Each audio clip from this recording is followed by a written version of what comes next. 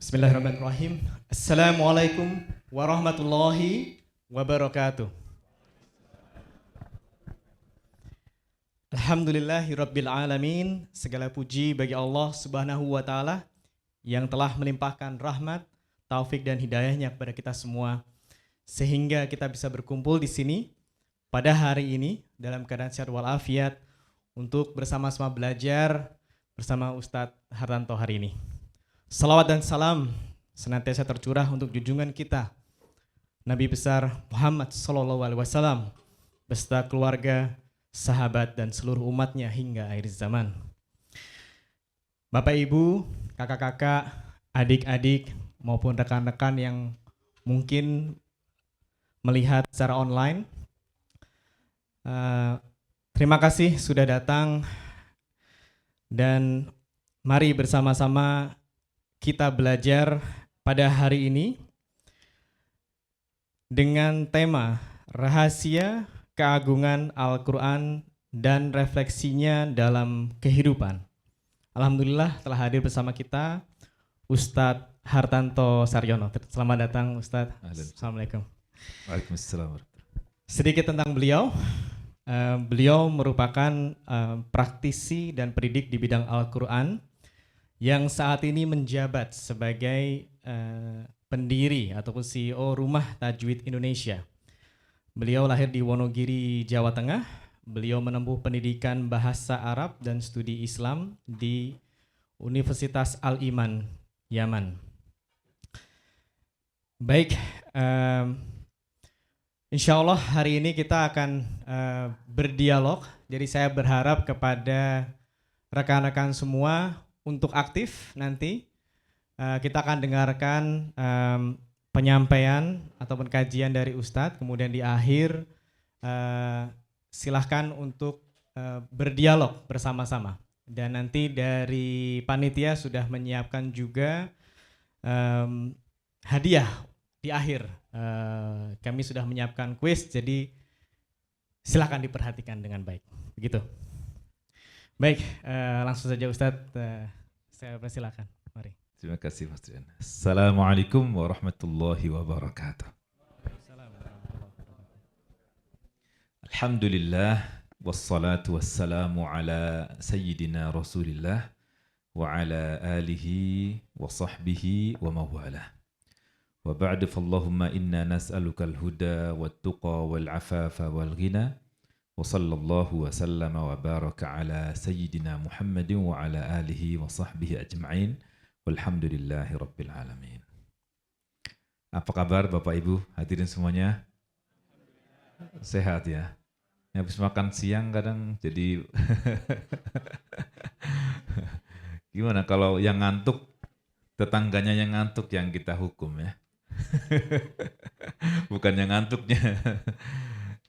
Alhamdulillah, tentu ini karunia besar dari Allah Subhanahu wa taala. Saya diperjalankan bertemu dengan Bapak Ibu hadirin semuanya, dan tentu sudah takdir ya. Allah sudah takdirkan kita ketemu. Semoga menjadi pertemuan yang barokah, manfaat, dan semoga bukan hanya ketemu di sini, tapi semoga bersama-sama di surga tertinggi, surga Al-Firdaus. Amin ya rabbal alamin. Terima kasih banyak Bapak Ibu semuanya telah bersedia untuk menerima kehadiran saya di kesempatan siang hari ini, meskipun mungkin singkat ya.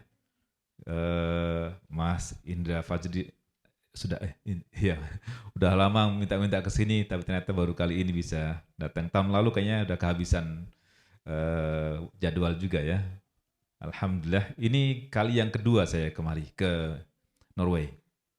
Tahun 2015 saya ke Trondheim waktu itu. Teman-teman di sana nggak begitu banyak, rata-rata student di sana ya. Alhamdulillah bisa berkunjung, dan ini pertama kali di bacanya apa? Stavanger ya. Oh, saya pikir Stavanger gitu. Alhamdulillah karunia besar dari Allah Subhanahu wa taala. Dan sebenarnya saya sudah 5 minggu di Frankfurt dalam acara Ramadan. Saya sudah rutin ngisi di Frankfurt sejak tahun 2017. Setiap Ramadan full Ya jadi imam, ya jadi penceramah dari sebelum subuh sampai sebelum subuh lagi. Apalagi kalau 10 terakhir Ramadan itu dari jam 2 dini hari ada tahajudnya sampai habis subuh kajian, nanti sebelum maghrib ada kajian sampai ya semoga Allah terima semua amal ibadah kita semuanya. Amin ya rabbal alamin. Jadi ini masuk minggu ke-6 saya berada di Eropa dan saya mulai mengisi rutin di Eropa itu 2011. Dulu awal mulanya di Berlin, kegiatan Ramadan juga full di Berlin tahun 2011. Dan Masya Allah kemudian setiap tahun saya diberi kesempatan oleh Allah Subhanahu wa Ta'ala untuk datang mengunjungi muslimin muslimat yang semakin hari semakin besar komunitasnya ya, terus bertambah dengan segala tantangan yang ada, tapi Masya Allah luar biasa pertumbuhannya. Saya berharap semoga kumpul-kumpul ini punya badan hukum sehingga punya kekuatan untuk bisa berkembang lebih besar lagi, punya tempat sendiri buat ngumpul-kumpul. Tadi saya bilang ke Mas Indra, ini anak-anak ini harus punya tempat, komunitas. Kalau enggak, kalau kita terlambat, udah keburu besar, mereka punya lingkungan sendiri nanti. Jadi harus ada tempat supaya bisa, disitulah tempat ngumpulnya, nongkrongnya disitulah gitu. Mudah-mudahan Allah kabulkan untuk bisa punya tempat sendiri. Amin ya rabbal alamin, insyaallah. Salawat dan salam semoga Allah limpahkan kepada baginda Rasulullah Muhammad sallallahu alaihi wasallam, keluarga beliau, sahabat-sahabat beliau, serta pengikut beliau hingga hari kiamat nanti. Bapak Ibu hadirin yang dimuliakan Allah Subhanahu wa taala, saya ucapkan terima kasih kepada Adinda tadi yang membacakan surah Ar-Rahman ya. Kayaknya banyak yang tersentuh dengan surah Ar-Rahman ya. Gimana? Ada yang punya pengalaman sendiri tentang membaca surah Ar-Rahman atau sudah ada yang hafal? Siapa yang sudah hafal? Minimal ayat pertama hafal kan? Ar-Rahman. Itu kan ada fabi ayyi ala'i rabbikuma tukadziban. 30 berapa diulang? 33 kali. Itu udah setengahnya udah. Iya kan ngapal satu, paket langsung. Tinggal urutannya aja ntar. Mana selang-selingnya kan gitu. Iya. Ini surah luar biasa ya menurut saya. Tadi terima kasih banyak sekali lagi. Semoga menjadi anak soleh semuanya, dan yang perempuan jadi salihah semuanya, menjadi para penghafal Quran, menjadi ahlul Quran insyaallah semuanya. Amin ya rabbal alamin. Ini surah Ar-Rahman, kalau kita coba perhatikan kan Allah ulangi fabi ayyi ala'i rabbikuma tukadziban. Lalu nikmat Tuhanmu yang manakah yang kamu dustakan? Ini dua subjek yang diajak bicara. Kalian berdua, sebenarnya bukan kamu saja, tapi tukadziban, kalian berdua dustakan, yaitu jin dan manusia. Kan dimulai dari khalaqal insana min salsalin kal fakhar wa khalaqal janna min marijim min nar, tentang penciptaan manusia. Baru kemudian fabi ayyi ala'i rabbikuma tukadziban. Biasanya banyak yang tersentuh dengan ayat ini. Lalu nikmat manakah yang kalian dustakan gitu. Jadi memang kalau kita coba merenung, karunia Allah itu jauh lebih besar, lebih banyak. Kemarin saya sempat dapat video dari seorang ustadz, atau ya ustadz lah gitu. Kata-kata hari ini ustadz katanya.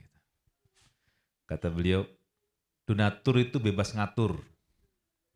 Donatur itu bebas ngatur. Lah Allah itu kurang apa terhadap dirimu? Kenapa kamu nggak mau diatur? Coba, kan kita kadang nggak bersyukur banget pada Allah. Allah berikan berbagai rezeki yang luar biasa. Allah nyatakan kan, wa in ta'uddu ni'matallahi la tuhsuha. Kalau kamu hitung nikmat Allah itu nggak bakal kamu bisa ngitung satu persatu nikmat Allah. Dari bangun tidur sampai tidur bangun lagi itu kan mahal. Hidup kita tuh mahal. Kebayang nggak? Waktu zaman COVID, orang berburu oksigen ya. Bukan hanya oksigennya, tabungnya dikejar.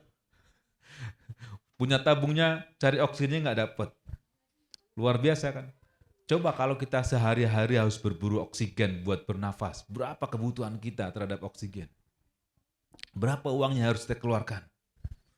Itu besar sekali karunia Allah Subhanahu wa taala. Cuma kadang kita tuh lalai untuk coba merenung, menghayati betapa besar karunia Allah ini.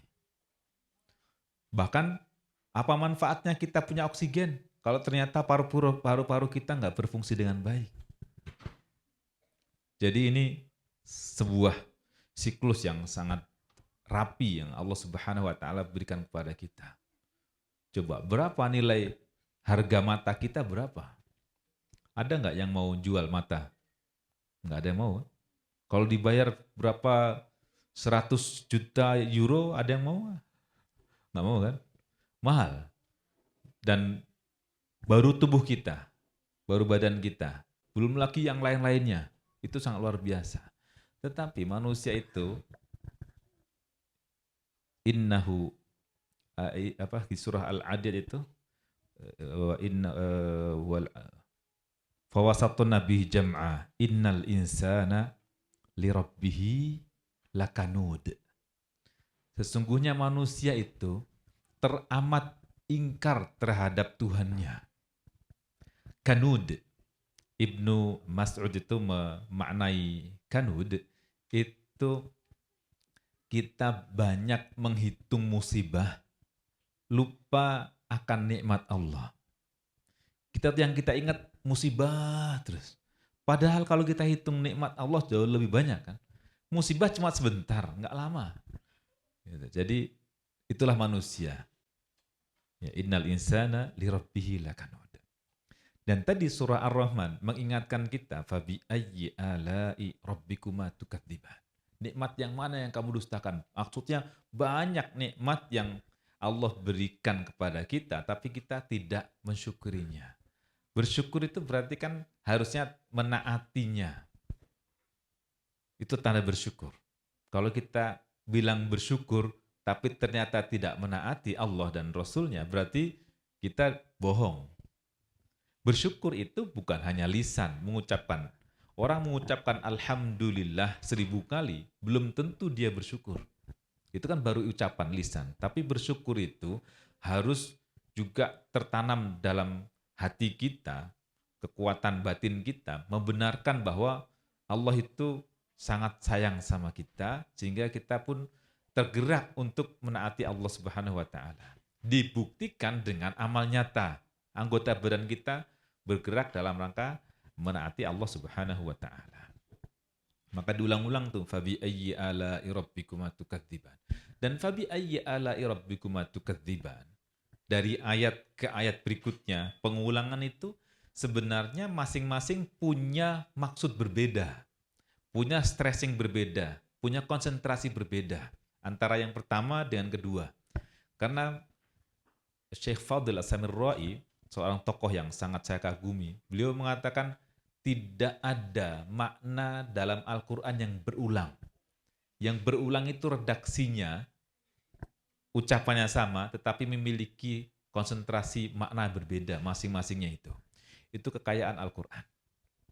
Dan Allah nyatakan di surah ini berkali-kali fabi ayyi ala'i rabbikuma tukadziban. Ini bahkan mungkin sering kali gitu ya, orang ngeposting, tulis fabi ayyi ala'i rabbikuma tukadziban. Sering nggak? Gimana Ibu? Siapa yang sering ngeposting ditulisin fabi ayyi ala'i rabbikuma tukadziban? Momen apa yang kita kasih komentar fabi ayyi ala'i rabbikuma tukadziban? Belanja, terus foto, kasih fabi ayyi ala'i rabbikuma tukadziban. Jalan-jalan, foto fabi ayyi ala'i rabbikuma tukadziban.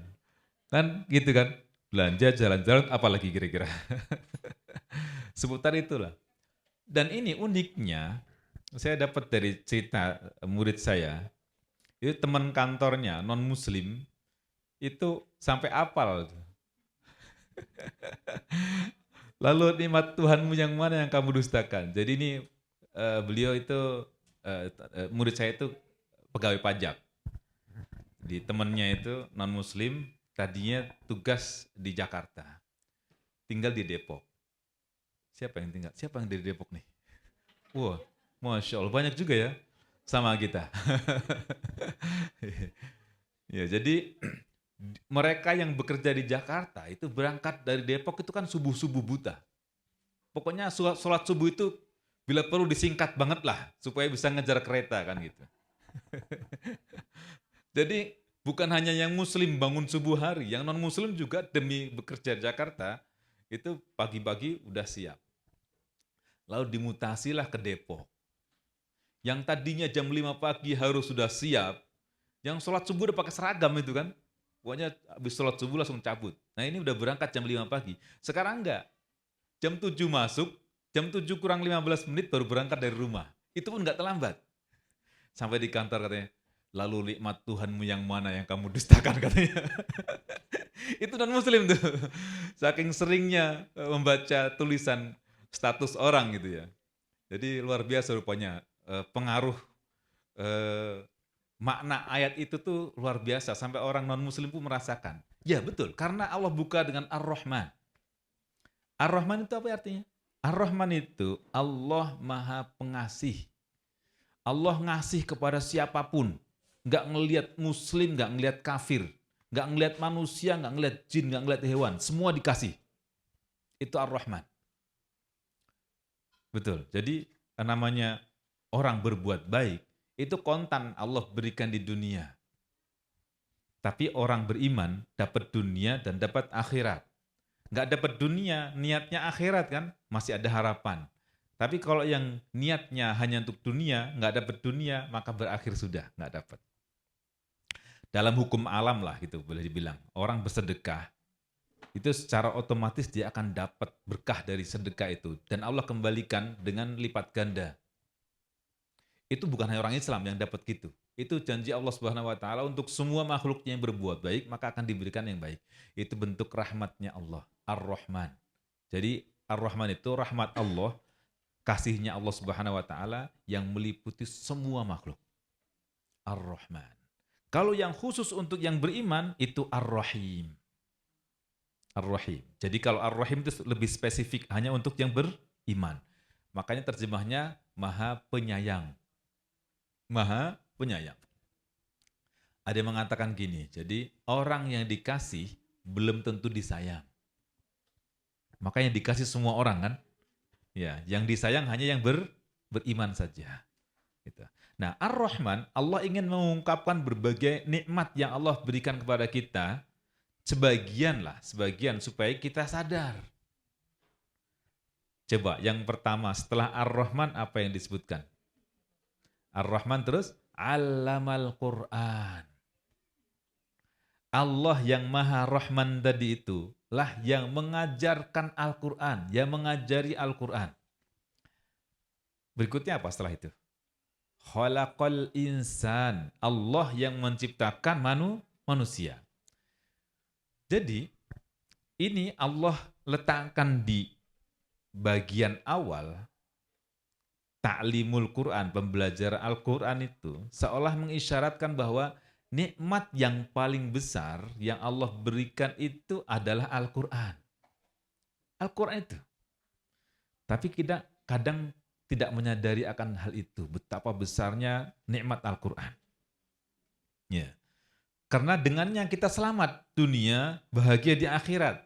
Itu dengan Al-Quran itu. Jadi maka allamal Quran sebelum khalaqal insan, bahkan posisinya itu sebelum wujud kita, sebelum penciptaan kita, Al-Quran sudah disebutkan terlebih dahulu. Ini menunjukkan betapa pentingnya kedudukan Al-Quran bagi kita semuanya. Semoga kita bisa merasakan betapa besarnya karunia Al-Quran buat kita ya. Kalau kita coba buka, nanti dicek di surah Yunus nanti ya. Surah Yunus ayat 58 kalau nggak salah ya. Itu Allah ingatkan kita, qul bifadlillahi wa birahmatihi fabidzalika falyafrahu huwa khairum mimma yajma'un. Katakanlah wahai Muhammad, bifadlillah, dengan karunia Allah. Para ulama menafsirkan fadlullah, karunia Allah ini adalah iman, keimanan kita. Wa birahmatihi, dan karena rahmatnya. Rahmat Allah itu para ulama menyebutnya Al-Quran. Jadi karena iman dan Al-Quran, ya Qul bifadlillahi wa birahmatihi fabidzalika falyafrahu. Dengan Al-Qur'an itu hendaknya kita bahagia, hendaknya kita senang. Farah, bergembira. Bergembira.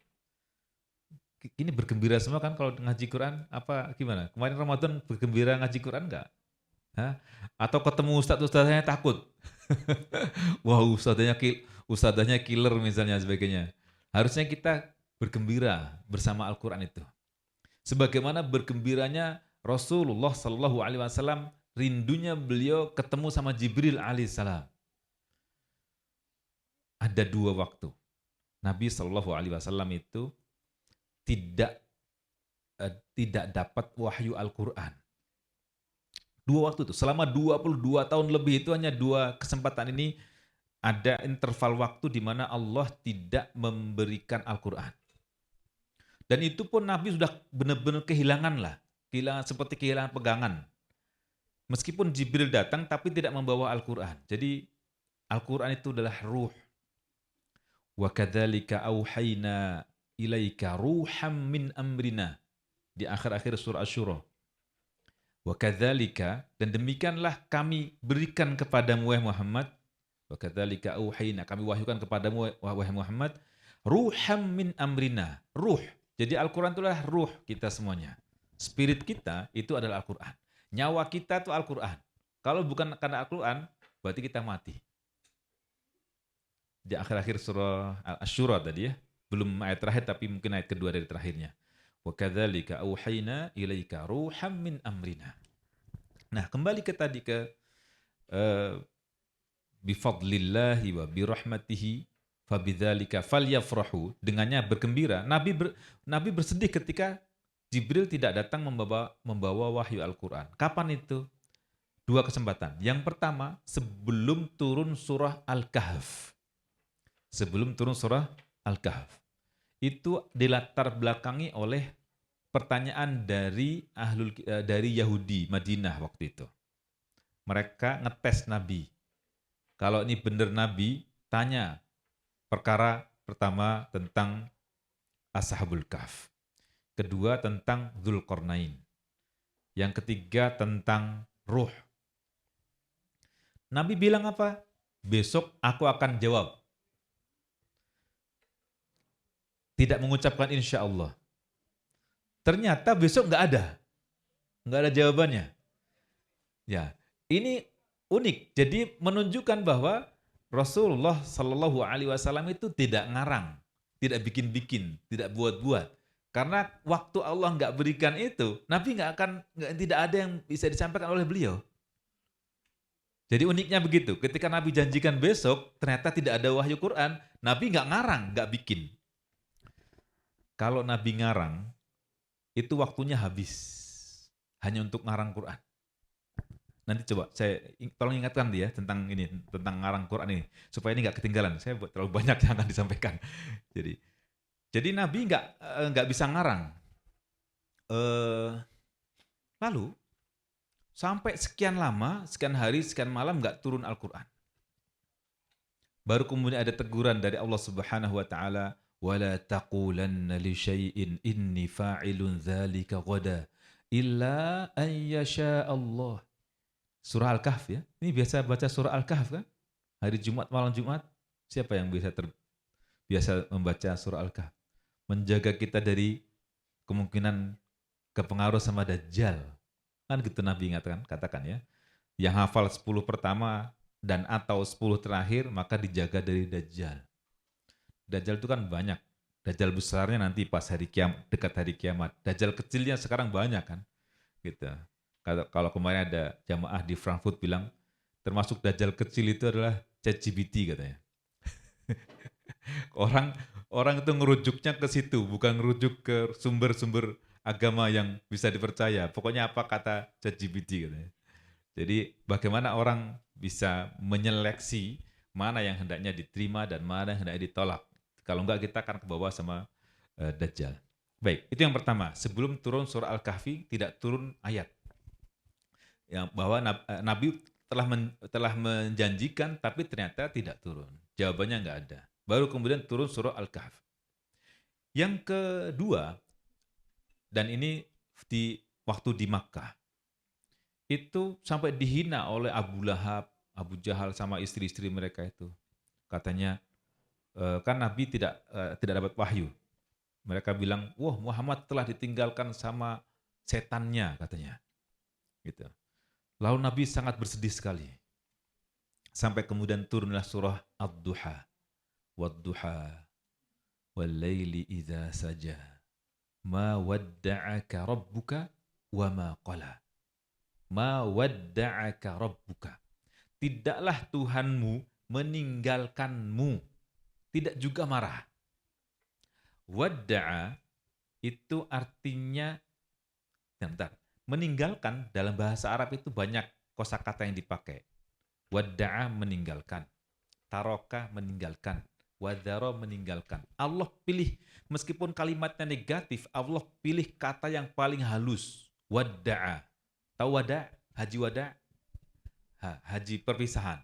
Jadi wada' atau di sini wadda'a, taudi' itu meninggalkan, berpisah tapi dengan penuh rasa cinta dan harap ketemu lagi. Jadi bukan sekedar meninggalkan begitu aja. Kalau taroka, meninggalkan tanpa ada kesan. Wadharo, meninggalkan dengan penuh kemarahan dan tidak ada respeknya. Jadi sama-sama meninggalkan, tapi Allah pilih wadda'a untuk menegaskan bahwa Allah itu sayang. Allah yang membantah, ma wadda'aka rabbuka wa ma qala. Itu dua kesempatan itu membuat Nabi sangat kehilangan untuk nggak dapat wahyu Al-Quran itu. Harusnya kita kehilangan ya. Gimana? Ramadan khatam udah berapa juz nih hari ketiga? Harusnya semangat Ramadan itu harus tetap ada di bulan-bulan berikutnya. Ibnu Rajab Al-Hambali bilang gini, di antara tanda bahwa amalan kita diterima oleh Allah itu ketika kita bisa menjaga kontinuitasnya. Jika kita bisa tetap menjaga terus, menjalankan terus, berarti itu tanda amal kita diterima. Semoga nilai-nilai Ramadan tetap bisa kita jaga terus ya, terutama Quran atau tahajud yang tiap malam kita bela-belain. Tarawih itu kan qiyamul lail, harusnya setelah selesai bulan Ramadan, jangan nunggu Ramadan berikutnya. Ramadan berikutnya masih lama dan belum tentu ketemu lagi gitu kan. Semoga Allah terima amal ibadah kita dan Allah izinkan kita ketemu Ramadan berikutnya. Amin ya rabbal alamin. Baik, tadi saya bilang kembali ke surah Yunus, qul bi fadlillahi wa bi rahmatihi fabidzalika falyafrahu, bergembiralah. Falyafrahu huwa, Al-Qur'an itu khairum mimma yajma'un, lebih baik dibandingkan dengan yang dikumpulkan oleh orang-orang. Maksudnya dunia.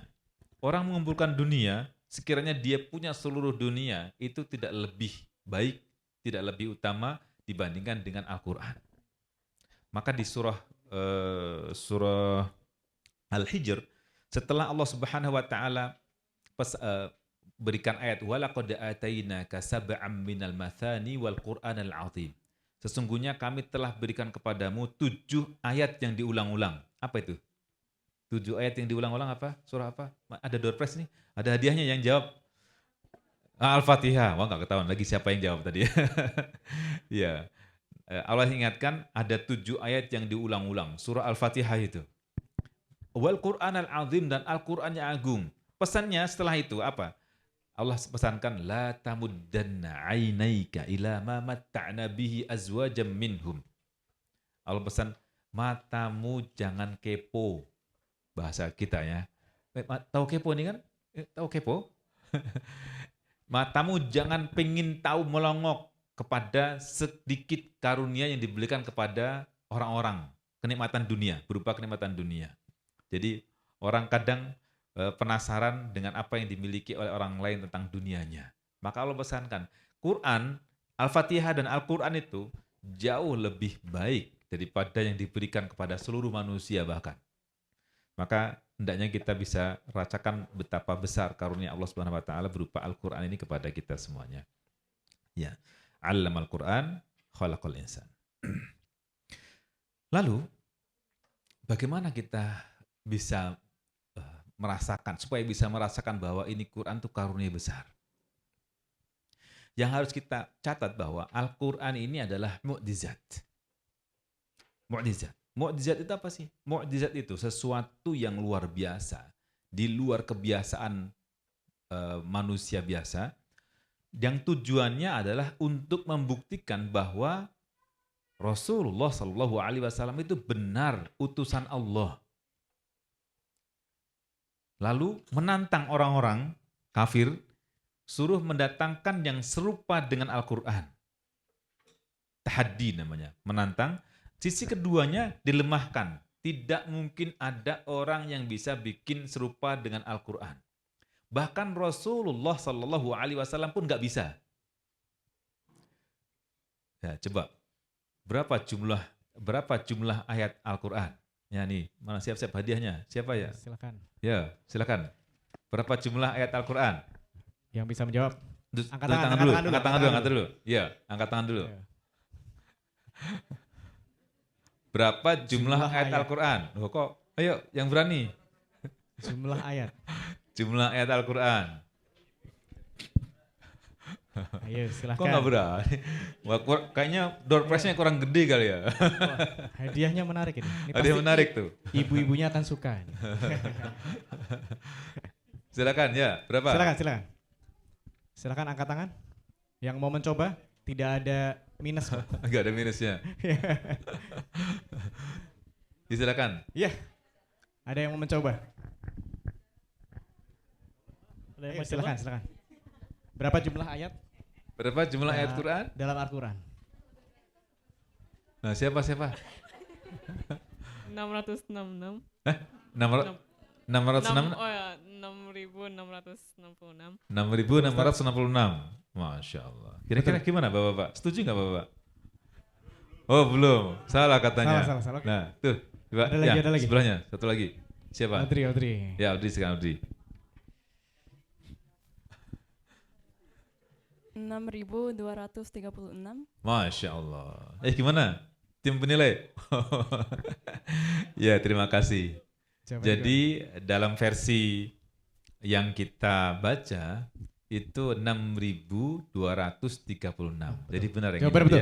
Ya? 6.6236. 6.236. 6.236. Masya Allah. Iya. Adapun yang 6.666 itu nggak tahu dari mana asal usulnya.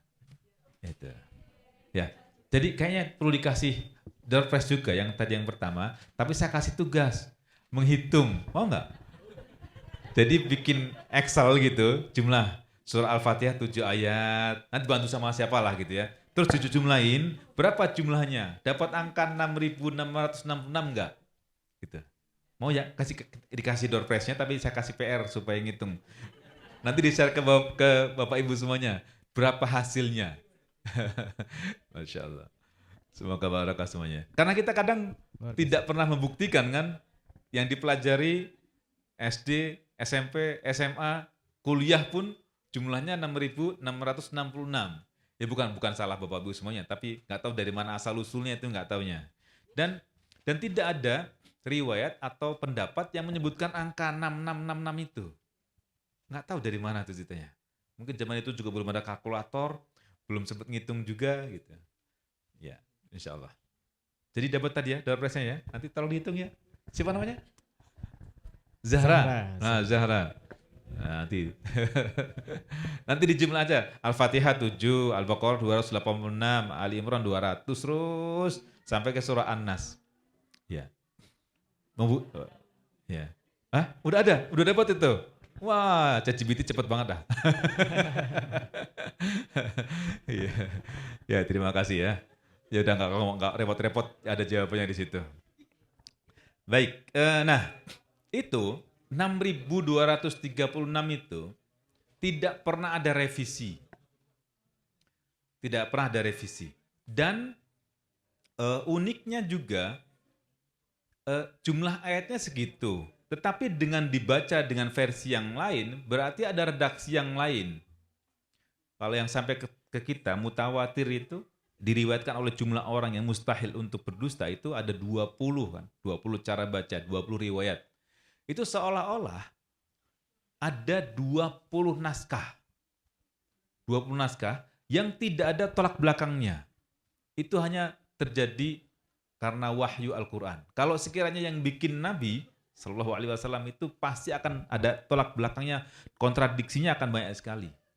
Maka Allah janjikan, afala yatadabbarunal Quran. Apakah mereka tidak mentadabburi, menghayati Al-Quran, mendalami Al-Quran? Walau kana min indi ghairillahi lawajadu fihi ikhtilafan katsira. Sekiranya Al-Quran ini bukan dari Allah, pasti akan dijumpai banyak ketimpangan di dalamnya. Tapi Al-Quran dibaca dengan cara berbeda, memiliki makna berbeda, tapi tidak ada tolak belakangnya. Bapak Ibu semuanya, di sini ada Masjid Maroko? Enggak ada? Enggak ada ya? Oh, berarti cuma Belanda sama Jerman aja yang banyak. Atau masjid mana kira-kira? Tunisia? Oh, Pakistan, Turki, Somalia. Oh, sama dengan kita semuanya. Maroko itu baca pakai riwayat Warsh dari qiraat Imam Nafi'. Itu cara bacanya unik-unik gitu. Dan itu diajarkan oleh Rasulullah SAW. Seringkali maknanya itu berbeda. Kan ada, misalkan gini, mereka baca Maliki Yaumiddin, kita baca Maliki Yaumiddin. Kita baca ma-nya panjang, Maliki Yaumiddin. Artinya Allah itu yang memiliki hari pembalasan. Sementara qiraat yang lain membaca Maliki Yaumiddin, ma-nya pendek. Maliki Yaumiddin, Malik yang ma-nya pendek itu artinya penguasa. Ada tolak belakangnya? Enggak. Justru memperkaya khazanah Quran. Jadi Allah itu pemilik hari pembalasan dan Allah itu penguasa hari pembalasan. Dengan satu tulisan dibaca dengan ragam bacaan yang diajarkan oleh Rasulullah SAW tidak bertolak belakang. Itu hanya terjadi pada Quran. Itu unik sisi ini. Jadi kalau sekiranya bukan wahyu dari Allah Subhanahu wa taala, pasti udah kacau balau lah. Satu riwayat saja, satu cara baca saja itu udah bakal banyak ketimpangannya. Maka di awal langsung Allah tegaskan, dzalikal kitabu la raiba fih. Bahwa dalam Al-Qur'an itu tidak ada keraguan sama sekali. Coba kalau kita bikin tulisan, disertasi atau skripsi atau tesis, pengantarnya langsung kan, bila ada kekurangan, kesalahan segala macam, udah ngaku duluan.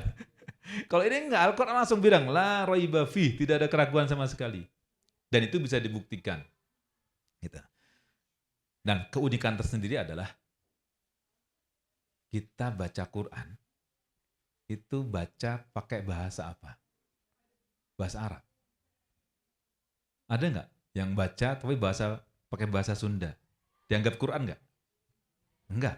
Itu terjemah, bahkan bukan terjemah Quran, terjemah tafsir. Jadi yang kita baca, terjemah itu bukan terjemah letter L, tetapi terjemah tafsirnya saja. Karena kalau diterjemahkan sesuai dengan makna yang ada, akan beragam, tafsirnya banyak panjang. Jadi yang kita baca dalam terjemah Al-Quran itu adalah satu dari sekian banyak makna yang dikandung tafsirnya, yang dipilih oleh ulama kita supaya kita bisa mengambil kesimpulan secara cepat. Kalau mau kembangkan lagi setelah baca terjemah, maka baca tafsirnya. Ini ngomong-ngomong, siapa yang sudah khatam terjemah? Khatam terjemah bahasa Indonesia, terjemah Quran. Ada yang pernah khatam baca terjemah Quran bahasa Indonesia? Biasanya yang mu'alaf tuh biasanya. Yang mu'alaf tuh biasanya cepat khatam tuh. Atau sebelum masuk Islam udah baca dulu 30 juz terjemahnya. Bahkan ada makna-makna udah hafalin, surah ini diingat tuh. Saya salut dengan dokter siapa tuh? Dokter gigi. Siapa namanya? Clarissa Grani ya. Yang masuk Islam karena Covid. Dia aktivis gereja pada mulanya. Dia di gereja tuh penginjil apa sih? Pokoknya aktivis gereja lah. Sering isi ceramah di gereja. Ada di YouTube ada Carissa Grani itu jadi dulu paling ngejek orang Islam pakai ninja segala macam itu. Terus akhirnya sadar ketika Covid orang pakai masker. Dia masuk Islam karena itu. Dan uniknya Masya Allah dia sudah khatam dulu terjemah Quran sebelum dia masuk Islam itu sendiri. Suaminya pendeta, tapi udah meninggal. Pada akhirnya kan dia ada kekerasan dalam rumah tangga. Silakan dicek di YouTube lah, bisa dicek sendiri. Panjang perjalanannya. Jadi tadi kita bicara apa sih? Babnya apa? Oh iya, tidak ada kontradiksi ya. Jadi itulah keunikan Al-Quran. Saya terakhir bilang bahwa kita baca pakai bahasa Arab. Coba kitab Samawi yang Allah turunkan yang lain. Mereka masih baca dengan bahasa aslinya? Enggak. Bapak Ibu semuanya, ketika Bapak Ibu semuanya baca terjemah buku tertentu, kira-kira masih dapat rohnya penulis buku itu 100% enggak? Enggak. Lebih terpengaruh oleh ruhnya penerjemah. Spiritnya penerjemah kan gitu. Nah ini kita masih baca dalam bahasa Arab. Meskipun mungkin kita nggak ngerti, tapi uniknya kita bisa baca. Itu Allah janjikan, diulang-ulang di surah Al-Qamar. Walaqad yassarnal Qur'ana lidzikri fahal mim muddakir. Sesungguhnya kami telah mudahkan Al-Qur'an itu untuk dipelajari. Ini firman Allah, kalau bukan Allah mudahkan, kita nggak bisa baca. Yakin. Kenapa? Karena Allah Subhanahu wa taala Maha Tinggi dan kita manusia biasa. Allah beri kemudahan buat kita bacanya. Itu. Di sisi yang lain Allah jaga tuh Quran. Inna nahnu nazzalna dzikra wa inna lahu lahafizun. Surah Al-Hijr ayat 9 itu. Sesungguhnya kamilah yang menurunkan Al-Quran dan kamilah yang menjaganya. Jadi yang menjaga Quran itu Allah. Kalau para ulama melihat inna, kaminya Allah itu tidak jamak, tapi menunjukkan pengagungan terhadap dirinya. Atau yang kedua, tafsir yang kedua menyebutkan ketika Allah ungkapkan kami, berarti Allah memerankan makhluknya. Banyak anak-anak kecil, 5 tahun, nggak ngerti bahasa Arab, hafal Quran, nggak kurang 1 huruf pun.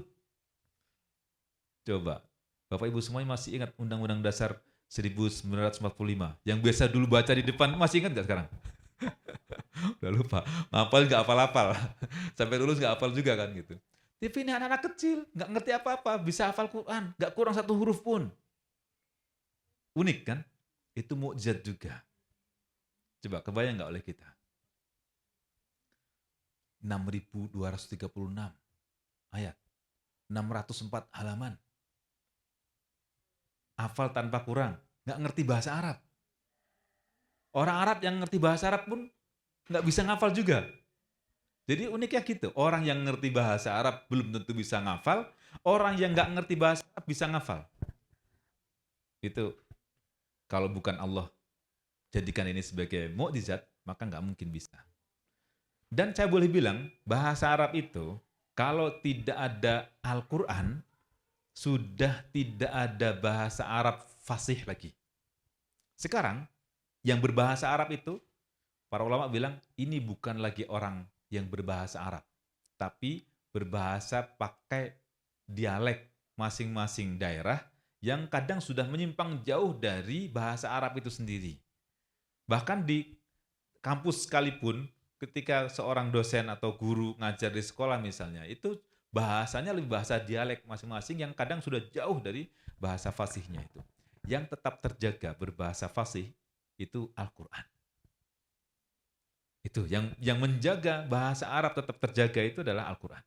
Itu uniknya. Jadi makanya kalau ketemu orang Arab, bahasa Arab, kalau kita pakai bahasa Arab fasih, kadang langsung ada yang komentar, Shadaqallahul azim. Dikira baca Quran. Karena mereka jarang dengar orang berbahasa fasih itu. Bahasa fasih itu bahasa yang kita baca dalam Quran itu bahasa fasihnya. Kita mengucapkan huruf-hurufnya dengan baik. Gitu.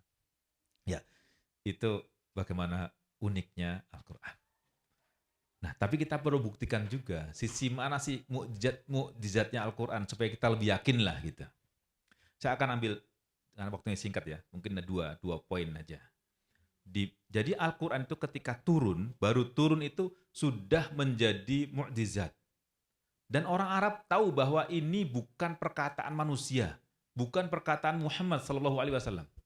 Mungkin kita sering dengar pembesar Quraisy yang malam hari rela begadang mendengarkan bacaan Al-Quran Rasulullah SAW, tidur di dekat rumah Nabi demi mendengarkan Quran, menikmati Al-Quran. Itu kafir tuh, sampai matinya Mereka kafir juga kan, tapi mereka penasaran banget. Al-Walid Ibnul Mughirah, bapaknya Khalid bin Walid, itu seorang pujangga terkenal, kaya raya, anaknya banyak, kekayaannya nggak tanpa batas. Suatu ketika bilang, ini bacaan luar biasa, tinggi, kekuatannya menghujam ke bumi, tidak ada yang mengalahkan. Terdengarlah kata-kata ini oleh pembesar Quraisy, dipanggil ya. Kamu mau apa sih? Mau kekayaan, kami akan kumpulkan kekayaan dari kami semua, kami kasih ke kamu. Mau istri yang paling cantik, kami pilihkan yang paling cantik. Kamu mau kedudukan, kami akan berikan kedudukan. Kamu mau penghormatan, kami akan hormati.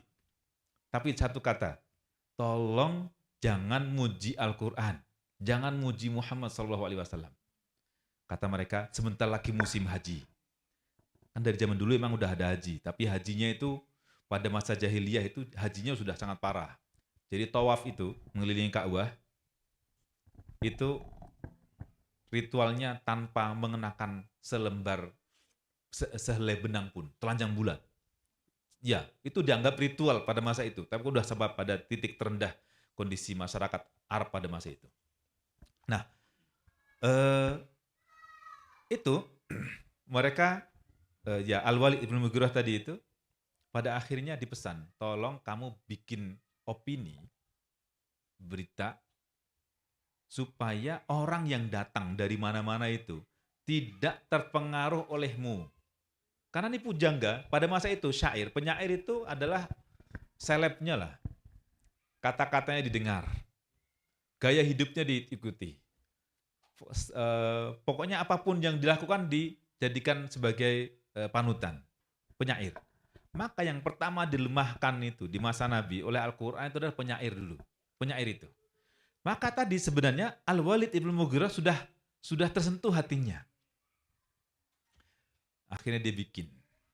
Sebelumnya gini dia tutup telinganya. Tutup telinga pakai kapas supaya tidak mendengar apa yang diucapkan oleh Rasulullah SAW.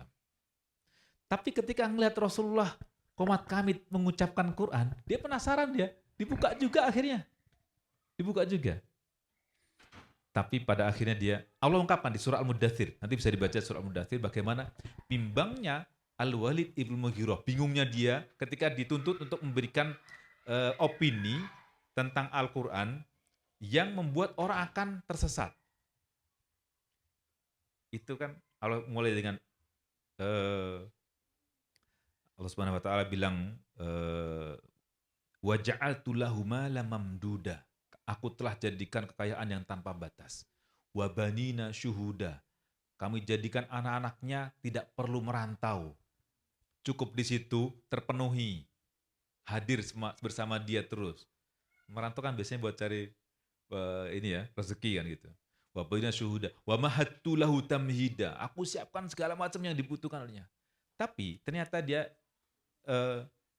innahu kana li ayatina anida. Dia mangkir dari ayat Allah Subhanahu wa taala. Dan akhirnya apa? Dia bingung tuh. Innahu fakkara wa qaddar. Dia mikir, diputuskan. Pas mau keluar, mau mengumumkan kepada publik, dia mundur lagi. Mikir lagi. Udah diputuskan, mau keluar, akhirnya mundur lagi. Sampai terakhir dia mengatakan in hadza illa sihru yu'thar. Ini tuh hanya sihir yang dipelajari, sihir yang sangat berpengaruh. Ketika dia mengatakan ini sihir, sebenarnya itu kalimat jujur. Karena dia merasa tersihir. Dia tersihir. Gitu. Jadi terpesona lah oleh Al-Quran. Buktinya dia rela untuk begadang, rela untuk menyimak Quran, sampai pokoknya tadi yang ditutup telinganya terus ternyata dibuka lagi. Tapi kemudian Allah Subhanahu wa taala nyatakan, beritakan sauslihi sakor. Aku akan masukkan dia ke sakor. Kenapa? Karena dia ternyata tidak mengimani Al-Quran pada akhirnya. Itu Al-Walid Ibn Mughirah belum mati, tapi kabar bahwa dia masuk neraka itu sudah jauh-jauh hari disampaikan. Coba kalau dia mau pura-pura masuk Islam. Kira-kira ada orang percaya pada Quran nggak? Patah kan? Karena ketika Allah nyatakan dia akan aku masukkan ke neraka, Fix kan gitu. Dan ternyata kalau dia ternyata masuk Islam, berarti tertolak dong ini ayat ini. Satu lagi, surah Al-Masad. Tahu surah Al-Masad? Surah Al-Lahab. Coba siapa yang hafal surah Al-Lahab? Door prize lagi dah. Silakan. Bapak-bapak kayak ini. Ayo silakan. Surat Al-Lahab. Ya, Al-Lahab. Ya? Adik-adik. Boys ya. Adik-adik. Atau bapak-bapaknya. Iya. Silakan.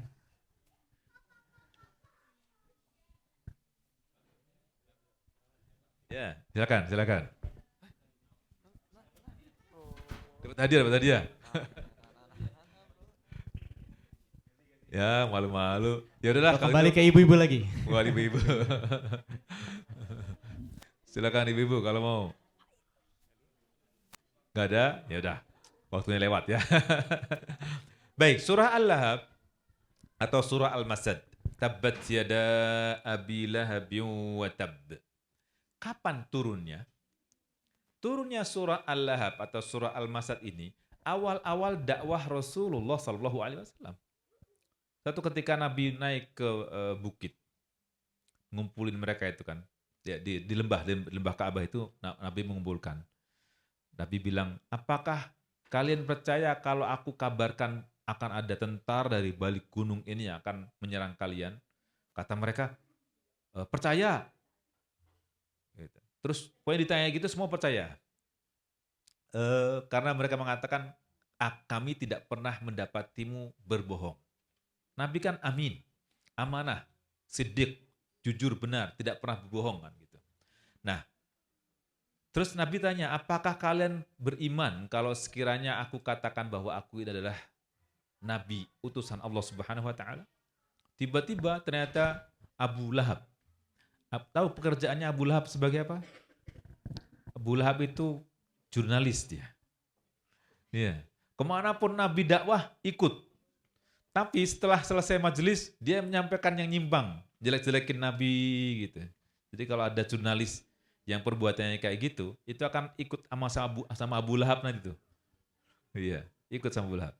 Nah, Abu Lahab bilang gini, tabballaka ya Muhammad, alihadza jama'tana. Celaka kamu Muhammad, untuk ini kamu kumpulkan kami. Maka Allah langsung turunkan, tabbat yada abi lahabin wa tabb. Celakalah dua tangan Abu Lahab dan binasalah dia. Ini turun di awal dakwah Rasulullah SAW. Ma aghna anhu maluhu wa ma kasab. Tidak ada manfaatnya, tidak ada gunanya kekayaan dan anak keturunannya. Kapan terbukti ayat kedua ini terbukti? Tidak ada gunanya kekayaan dan anak-anaknya? Waktu dia mati. Waktu dia mati. Sebelumnya ayat berikutnya Allah nyatakan sayasla naron zata lahab. Ini Abu Lahab akan masuk ke neraka yang apinya sangat jilatan apinya sangat luar biasa dahsyat. Bahkan bukannya dia, wa mar'atuhu hammalatal hatab. Istrinya juga sama masuk ke neraka juga. Ya, coba. Tadi ma aghna anhu maluhu wa ma kasab. Kapan Allah buktikan ini? Allah buktikan waktu dia mati. Waktu dia mau mati. Jadi itu sebenarnya matinya tuh hanya kena sesuatu yang nggak begitu berat sebenarnya. Jadi waktu itu pembantunya itu masuk Islam, tapi dia tidak menampakkan keislamannya. Waktu habis perang apa tuh? Perang Uhud yang nggak salah ya.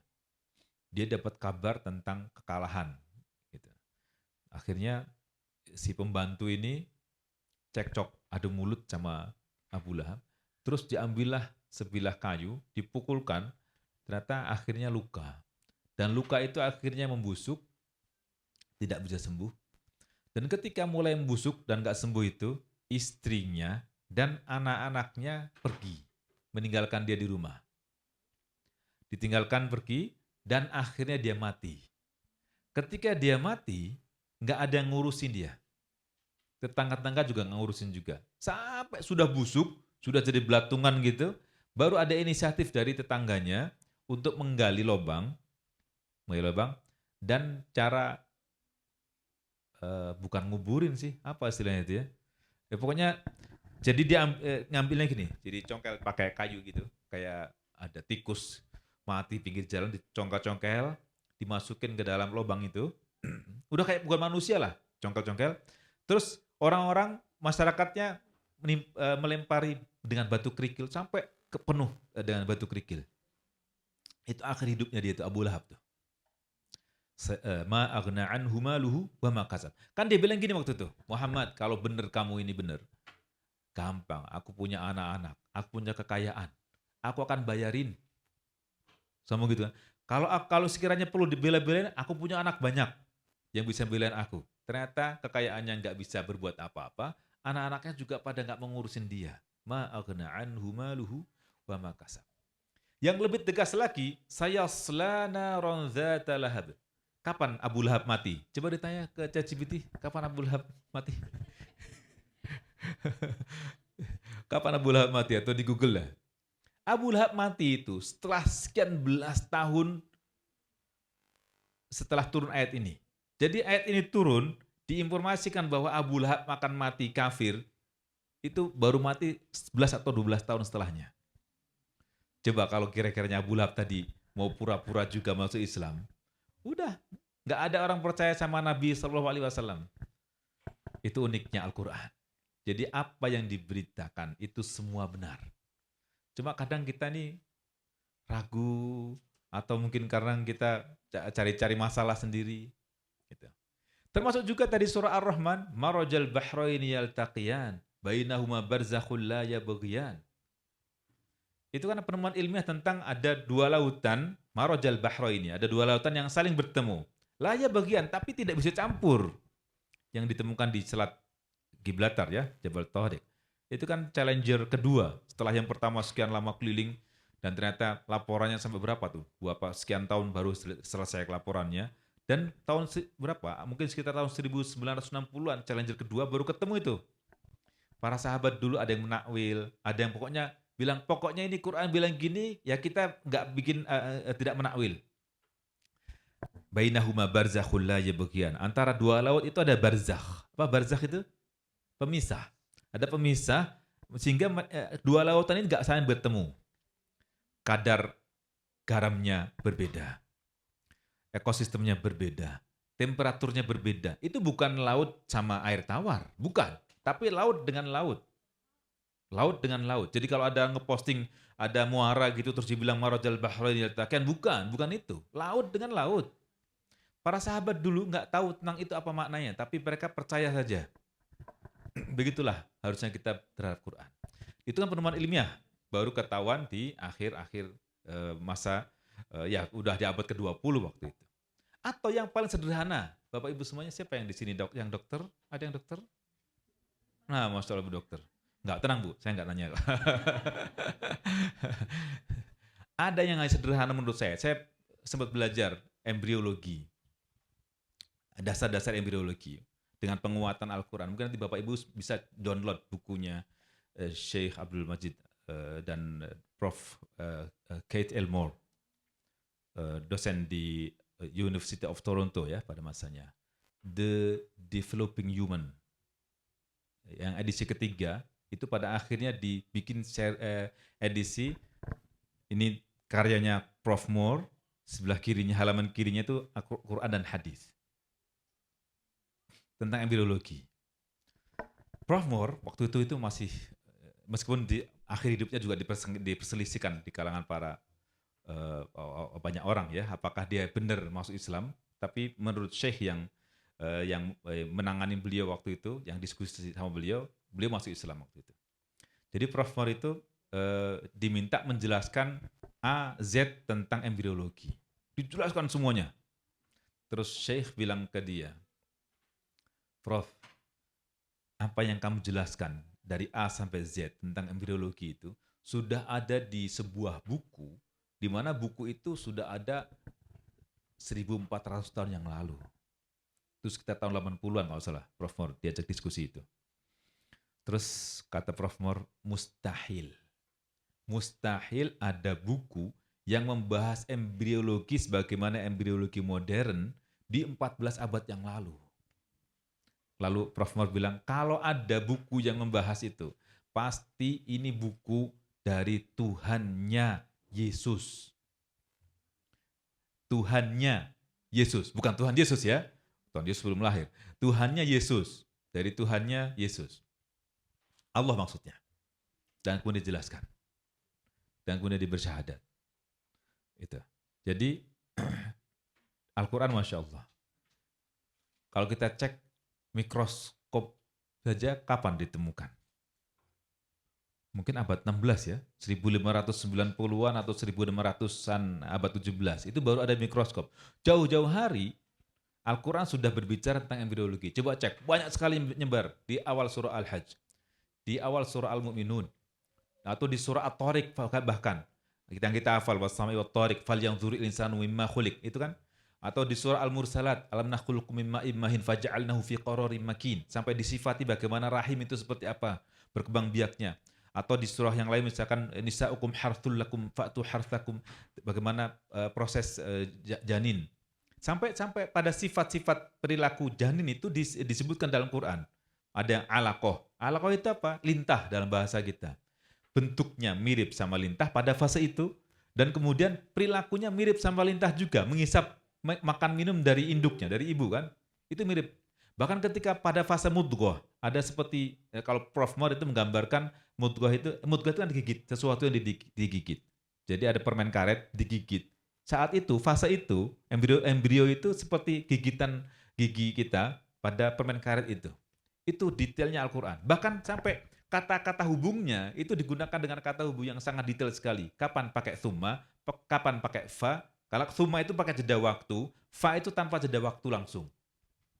Bisa dicek di surah Al-Hajj, surah Al-Mu'minun, dan berbagai surah-surah yang lainnya berkaitan dengan penciptaan manusia. Bahkan tadi surah Ar-Rahman, khalaqal insana min salsalin kal fakhar.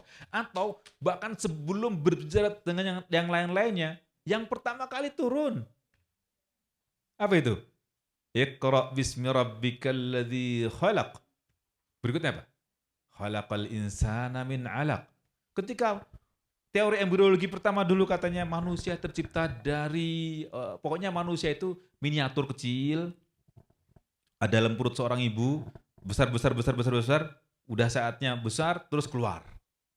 Dan itu diyakini sekian ratus tahun sebagai suatu kebenaran. Ini tertolak teori ini oleh teori berikutnya. Katanya manusia tercipta dari darah haid.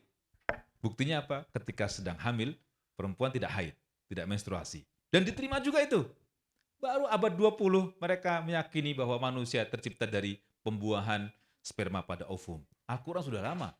Allah nyatakan di surah Al-Insan itu. Inna khalaqnal insana min nutfatin amsyajin nabtalih faja'alnahu sami'an basira. Allah kan pertemukan itu antara sperma sama ovum itu. Ya. Itu saya pikir cukuplah menjadi bukti, dan banyak lagi penemuan-penemuan ilmiah yang selaras dengan penemuan Al-Quran. Pokoknya kalau disebut sebagai penemuan ilmiah pasti sejalan dengan Al-Quran. Pasti. Itu yang harus kita yakini. Itu sebagai pengantar Bapak Ibu semuanya. 1 jam lebih dikit saya berbicara. Semoga bermanfaat ya, sebagai pengantar diskusi kita ya. Terima kasih Mas Adi, terima kasih semuanya. Wassalamualaikum warahmatullahi wabarakatuh. Waalaikumsalam warahmatullahi wabarakatuh. Jazakallah Ustaz. Baik, Bapak Ibu, rekan-rekan, kita akan memulai dialognya dengan Ustadz Hartanto. Mungkin saya mulai dari saya dulu, Ustadz. Mungkin nanti teman-teman akan banyak menambahkan. Terkait dengan menanamkan cinta Al-Quran sedari dini. Jadi mungkin teman-teman di sini sudah banyak juga yang berkeluarga, kemudian punya anak-anak kecil. Bagaimana cara untuk menanamkan cinta Al-Quran itu sedari dini untuk anak-anak kita, begitu, Ustaz? Terima kasih. Ya, terima kasih Mas Adrian. Jadi selama perjalanan saya tiap tahun safari itu, saya dapati fenomena yang mungkin harus jadi pelajaran buat kita semua atau Bapak Ibu semua yang ada di sini. Jadi seringkali ada curhat dari ibu-ibu atau bapak-bapak tentang anak-anak mereka yang pada masa kecil mereka itu rajin ikut pengajian, rajin sholat, nggak ngeyel, nggak protes, nggak nolak ketika diajak ke ngaji atau puasa bahkan itu pokoknya terimalah gitu. Tapi ternyata ketika mereka beranjak dewasa, kemudian mereka sudah bisa berbicara, berargumen, pada akhirnya menolak itu. Nah, ini sebenarnya fenomena yang perlu kita waspadai, terutama kita yang tinggal di sini ya, yang anak masih kecil, agar tidak terjadi seperti pengalaman yang mereka telah terdahulu ya. Jadi yang sering kali jadi penekanan kalangan orang tua itu adalah sisi ibadah. Suruh sholat, suruh ngaji, suruh baca Quran, atau suruh puasa. Dan semua itu, ibadah itu semuanya taklif. Ibadah itu adalah beban. Ibadah itu tugas. Dan itu kalau tidak dikuatkan dengan masalah keimanan, keyakinan, maka akan bahaya. Nanti akhirnya berbalik kan. Ngapain aku capek-capek? Buat apa aku capek-capek? Nah itu. Ya makanya kalau kita belajar dari pesan-pesan Luqman, di surah Luqman itu, yang awal mula disampaikan itu adalah masalah akidah dulu. Pesannya kan, ya bunayya la tusyrik billah. Wahai anakku, janganlah engkau menyekutukan Allah, jangan berbuat syirik. Inna syirka la zulmun adzim. Dikasih alasan juga, kenapa nggak boleh syirik, berbuat syirik, dikasih alasan, karena syirik itu adalah perbuatan kezaliman yang paling besar. Jadi bukan hanya sekadar menyampaikan perintah atau larangan atau apa, tapi memberikan alasan. Di kalangan kita, kalau sekarang mungkin udah nggak lagi ya, zaman kita yang tua-tua ini kan, zaman dulu kalau sama orang tua itu kan, kalau ngelarang cuma bilang pamali, orang becik, gitu kan, nggak ada alasan ilmiahnya, gitu. Itu padahal itu kurang bagus juga, akhirnya ya pokoknya gitu dah, nggak ada alasannya. Nah, alhamdulillah di Islam itu kan logis ya, meskipun tidak semuanya logis, tapi sebagian besarnya bisa diterima oleh akal kita. Nah, alangkah baiknya kalau sekiranya dibangun pemahaman tentang misalkan kalau baca Quran misalnya diambil pelajaran apa. Sekarang udah mulai banyak kan buku-buku yang menyajikan kepada kita pelajaran penting dari ayat dan segala macam itu, sehingga bukan hanya hafal gitu. Nah, itu penting saya pikir supaya mereka menjiwai, supaya mereka paham. Dan mungkin juga tugas kita juga sih bacaan sholat. Bacaan sholat itu kan perlu difahamkan juga. Jadi bukan hanya ritual ucapan semata, tapi harusnya kita bisa hidup, bisa khusyuk itu kan karena paham. Kalau nggak paham nggak bisa khusyuk, Antum bapak-bapak semuanya kalau sholat tarawih 1 juz misalnya, itu yang jadi imam santai aja dia. Tapi di belakang itu kan capek kan. Gimana nih? Kemarin pas etikaf di Frankfurt itu, ada anak kecil ikut jam 3 dini hari sholat tahajud. Dia nangis. Nangis itu kan nangis kayak menghayati banget gitu kan. Ternyata pas selesai salam, assalamualaikum warahmatullahi wabarakatuh, debat sama bapaknya. Kenapa sih aku ikut sholat lama banget gitu gini. Protes dia. Kita pikirin nangis karena menghayati Quran kan gitu. Terus dibilang, itu teman kamu juga ikut tuh. Oh beruntung dia katanya, datangnya akhir-akhir. Aku dari awal udah berdiri lama. Nah itu sebenarnya lebih dibangun makna di balik itu. Jadi bukan sekadar beban. Khawatirnya mangkir akhirnya. Karena betul dalam ibadah itu kan semuanya tugas, beban, taklif kan itu. Nah harus dibangun keyakinan berkaitan dengan kehidupan akhirat kah, tentang pahala dan dosa misalnya, itu harus sejak dini. Bagaimana menghambakan pada Allah Subhanahu Wa Taala. Di surah-surah Makkiyah, surah-surah pendek itu kan sebenarnya ngebangun kita tentang Allah Subhanahu Wa Taala melalui pendekatan alam sekitar kita. Gitu. Kan sering kali gitu. Atau melalui fakta sejarah. Gitu. Misalkan surah Al-Fil lah, alam tara kaifa fa'ala rabbuka bi ashabil fil. Ada fakta sejarah kan, bagaimana Allah Subhanahu wa taala membinasakan pasukan bergajah itu. Atau tentang Quraisy lah, surah Quraisy itu memberikan pelajaran penting buat kita semuanya. Coba gini, li'ila fi Quraisy. Karena kebiasaan Quraisy. Apa kebiasaannya? Ila fihim rihlatash syita'i was shaif. Kebiasaan mereka yang selalu melakukan rihlah, perjalanan dagang di 2 musim, syita dan shaif, musim dingin dan musim panas. Musim dingin mereka akan pergi ke Yaman, ketika musim panas akan pergi ke Syam. Karena di Syam kalau musim panas tidak begitu panas, dan ketika dingin banget kan, Nah, ketika dingin ke Yaman karena dingin Yaman tidak begitu dingin. Gitu. Itu dipuji oleh Allah SWT. Tapi di ayat berikutnya apa itu? Falyabudu. Maka sembahlah. Siapa yang disembah? Rabb hadzal bait. Tuhan yang memiliki Baitullah ini. Dan mereka dikoneksikan dengan alam tara kaifa fa'ala rabbuka bi ashabil fil. Bagaimana mereka sudah merasakan Allah jaga Ka'bah. Allah jaga mereka selamat. Itu kan karena Allah jaga. Antum ingat kisahnya kan? Bagaimana Abdul Muthalib. Abdul Muthalib ya. Kakeknya Nabi. Kakek Nabi itu kan waktu itu dirampas. 200 untanya dirampas oleh Abraha. Abraha pengen ngetes. Kira-kira ini ada kepedulian nggak sama Ka'bah? Terus diundanglah Abdul Muthalib. Abdul Muthalib, kami akan menghancurkan Ka'bah. Bagaimana pendapatmu? Kembalikan unta 200 itu kepadaku. Terus Ka'bah? Kata Abdul Muthalib, ini Ka'bah ada Tuhannya. Pasti akan menjaganya. Terus apa? Kalau kamu minta kami kosongkan. Penduduk Quraisy pergi semuanya, minggir. Udah, nggak ada yang jagain Ka'bah. Dan ternyata Masya Allah, Allah selamatkan betul. Itu kan tentara bergajah itu ketika diarahkan ke Ka'bah, belok lagi. Dan kemudian Allah tarmihim bihijaratin min sijil, dilempar pakai batu-batu dan neraka itu kan penjagaan Allah Subhanahu wa taala. Kalau enggak, udah hancur tuh Ka'bah. Maka diingatkan falyabudu rabb hadzal bait. Mereka tahu bahwa ini ada Tuhannya. Siapa itu Tuhannya itu? Alladzi at'amahum min ju' wa amanahum min khauf. Bukan MBG ya. Alladzi at'amahum, yang telah memberi makan mereka dari kelaparan, wa amanahum min khauf, dan memberikan keamanan buat mereka. Dua sisi ini nih. Kunci orang kalau berkuasa, dua ini bisa dijaga, aman, dia berkuasa lama dia. Tapi ada batas waktunya kan, berapa 2 periode ya, bukan seumur hidup. Kalau sekarang mau seumur hidup jaga dua ini, ekonominya bagus, keamanannya bagus, udah. Kepilih terus dia. Urusan perut, sama urusan keamanan. Kalau dua ini diusik, maka akan berontak tuh, akan bahaya.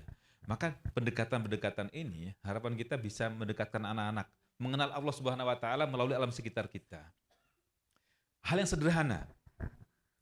Al-adamu la yakhluqu syai'a. Sesuatu yang tidak ada, enggak mungkin mencipta. Karena teori baratnya kan katanya, teori barat mengatakan dunia jagat raya tercipta begitu saja. Percaya enggak kira-kira? Coba, ini ada yang bikin enggak kira-kira? Percaya enggak kalau ini terjadi sendiri, gelas ini jadi sendiri? Nggak percaya kan? Ini gelas yang sederhana, kita nggak percaya kalau dia jadi sendiri. Bagaimana jagat raya dengan galaksi segala macamnya. Dan bumi kita ini kan kecil kan? Coba dicek nanti di ChatGPT. ChatGPT lagi. Saya nggak pakai ChatGPT ya. Tapi kita bisa cek lah. Seberapa volume bumi kita ini dibandingkan dengan matahari. Dan seberapa kecilnya matahari dibandingkan dengan bintang. Yang kita lihat, kita nyatakan bintang kecil itu bukan kecil kan? Itu sampai jutaan kali besarnya matahari. Bumi itu lebih kecil lagi. Kita nggak ada siapa-siapanya. Dan itu kan yang seperti itu hendaknya bisa mengenalkan pada Allah Subhanahu wa taala. Bahkan Allah nyatakan di surah Al-Adzariyat itu wa fi anfusikum, dan pada diri kalian itu ada tanda kekuasaan Allah Subhanahu wa taala. Afala tubsirun? Kamu nggak perhatiin ya? Pada diri kita. Coba dari mata kita, dari alis kita, dari hidung kita. Kenapa hidungnya lubangnya nggak di atas? Coba kalau hidungnya di atas gimana? Lubangnya di atas kira-kira gimana? Pas hujan. Itu kan Allah ciptakan kita fi ahsani taqwim. Sedemikian rupa cakepnya kan, Masya Allah. Meskipun kadang orang nggak puas juga, operasi plastik segala macamnya. Allah udah berikan yang paling baik kan. Dan bagaimana peredaran darah kita, bagaimana sel tubuh kita, itu kan sudah mengenalkan Allah sebenarnya. Gitu. Tadi ya, al-adamu la yakhluqu syai'a. Sesuatu yang ada itu tidak selalu bisa dilihat. Dulu zaman dulu Soviet berkuasa dulu, diajari di sekolah-sekolah itu. Anak-anak lihat papan tulis gak? Lihat, berarti papan tulis ada. Ya. Anak-anak lihat kapur tulis, lihat, berarti kapur tulis ada. Anak-anak lihat atap, lihat, berarti atap ada. Anak-anak lihat Allah, tidak, berarti Allah tidak ada, katanya. Terus ada anak cerdas tuh. Pak Guru, saya boleh bicara? Oh silakan, maju ke depan ya. Teman-teman, Bapak Guru kita ini pintar, Bapak Guru kita cerdas. Pokoknya dipuji lah gitu. Teman-teman lihat otaknya Pak Guru? Tidak, berarti Pak Guru tidak punya otak. Sederhana kan? Kita itu lemah. Coba siapa yang udah ngelihat hidung tanpa pakai cermin? Ada nggak? Ngelihat hidung kita tanpa cermin, ada nggak bisa ngelihat hidung kita? Ini yang paling deket nih, deket sama mata kita. Terbatas, mata kita sangat terbatas. Jadi tidak sesuatu yang tidak bisa dilihat belum tentu tidak ada. Atau yang paling sederhana lagi, kita nelpon. Cuman dulu kan orang nelpon bidang gila tuh. Cuman dulu ketika belum ada teknologi seperti sekarang, orang ngomong pakai telepon tuh kan dibilang, wah nih gila nih orang nih, ngapa ngomong sendiri? Pakai apa itu? Gelombang kan? Ada yang tahu gelombang nggak? Nggak tahu, tapi bisa kita rasakan, bisa ada yang bisa kita nikmati kan gitu. Artinya sesuatu yang tidak bisa dilihat belum tentu tidak ada. Penglihatan kita terbatas. Belum lagi kalau udah mulai rabun, udah tua-tua mulai rabun, itu pakai alat sambung lagi. Gitu. Ya begitu. Jazakallah Ustaz. Baik, pertanyaan mungkin dari Bapak Ibu, silakan. Ya.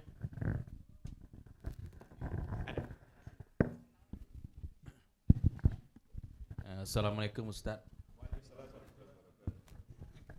Perlu berdiri. Oh, biar kelihatan. Pertanyaan Ustaz tentang turunnya Quran. Dikatakan Quran itu turun 2 tahap. Yang pertama dari Lauhul Mahfuz ke Baitul Izzah. Itu sekaligus. Kemudian yang kedua dari Baitul Izzah ke Rasul kira-kira 23 tahun lewat Jibril. Yang saya tanyakan, Quran itu kan ada latar belakang Ustaz kalau turun. Apa tolong dijelaskan Ustaz kaitannya dengan Lauhul Mahfuz. Itu aja. Ya, luar biasa. Maksudnya bagaimana ceritanya kok udah ketahuan duluan gitu ya. Sebelum turun udah tahu duluan siapa yang bakal menjadi sebabnya. Allahu Akbar. Allah yang maha tahu, baik yang masa lalu atau yang masa akan datang. Bahkan skenario segala macamnya kan di tangan Allah Subhanahu wa taala. Maka tidak sulit bagi Allah Subhanahu wa taala.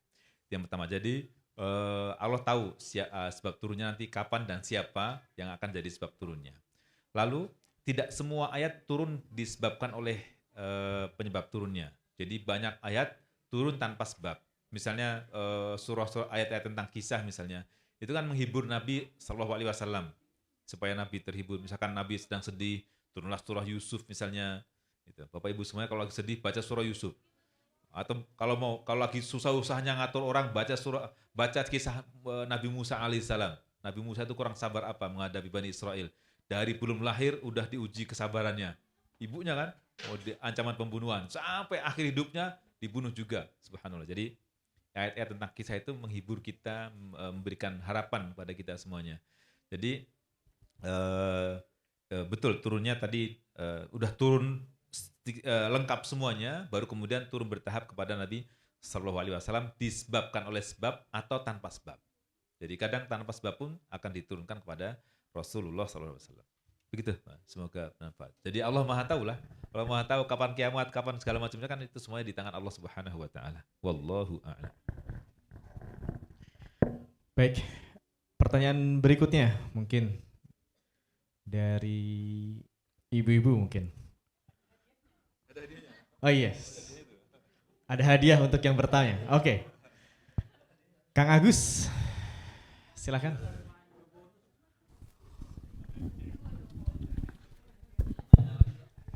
Karena ada hadiahnya jadi pengen nanya.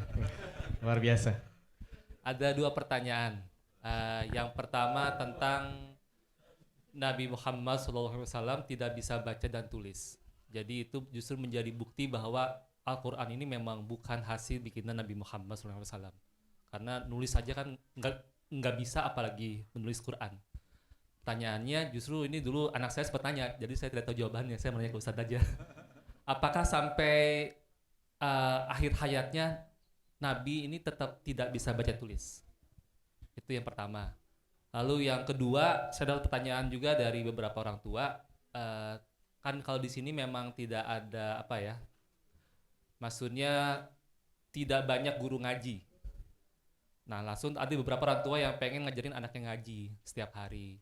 Tapi mungkin mereka ngerasa kurang pede. Jangan-jangan saya ya ngomongnya masih belum bener, cara pengucapannya segala macam.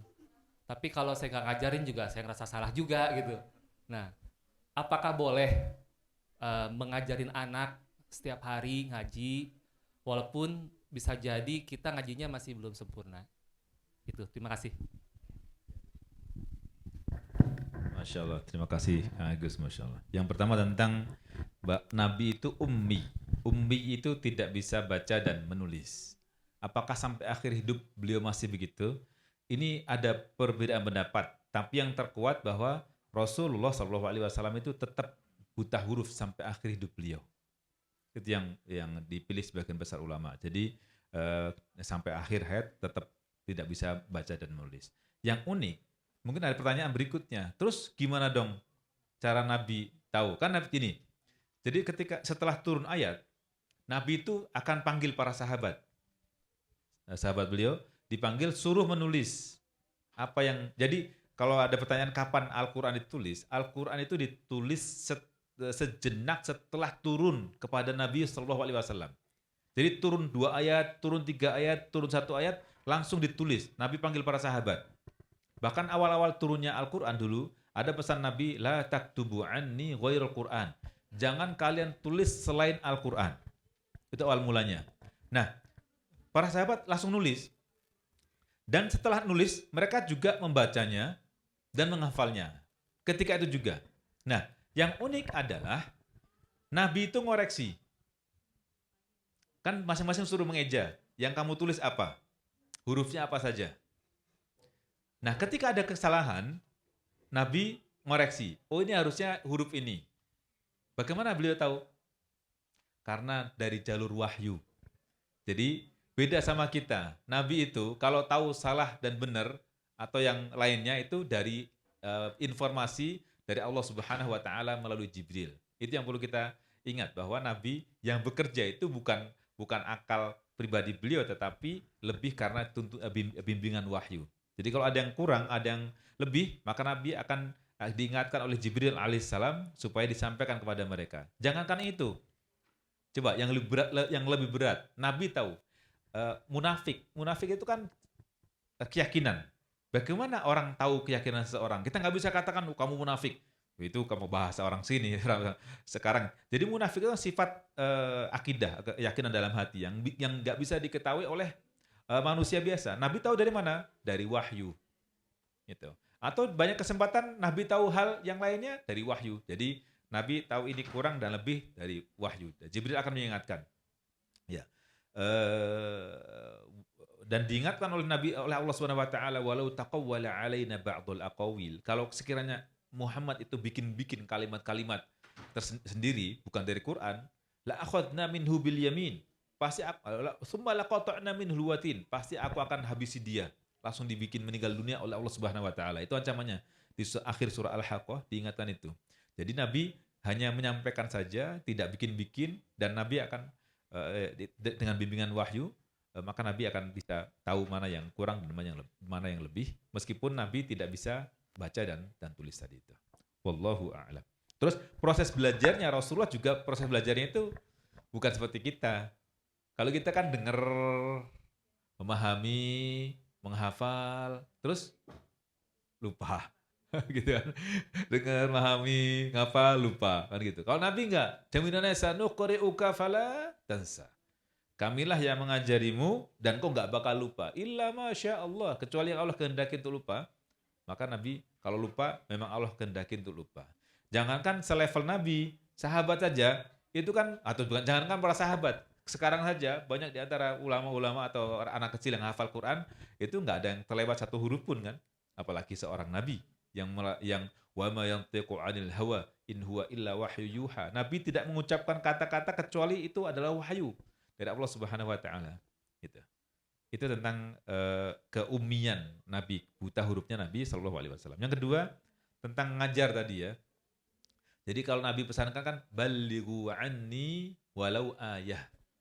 Ajarkan yang datang dariku meskipun hanya 1 ayat. Jadi kalau antum udah belajar satu ayat bisa baca dengan baik dan benar, ajarkan. Jangan nunggu lulus punya sertifikat dulu. Nanti lama, akhirnya nggak bisa ada kesempatan buat ngajar. Nunggu sempurna keilmuan, keburu tua nggak bisa ngajar lagi. Maka ajarkan yang bisa. Dari situlah insya Allah yang tadi mungkin kita belum mampu akan mampu. Allah berikan kemudahan dari situ.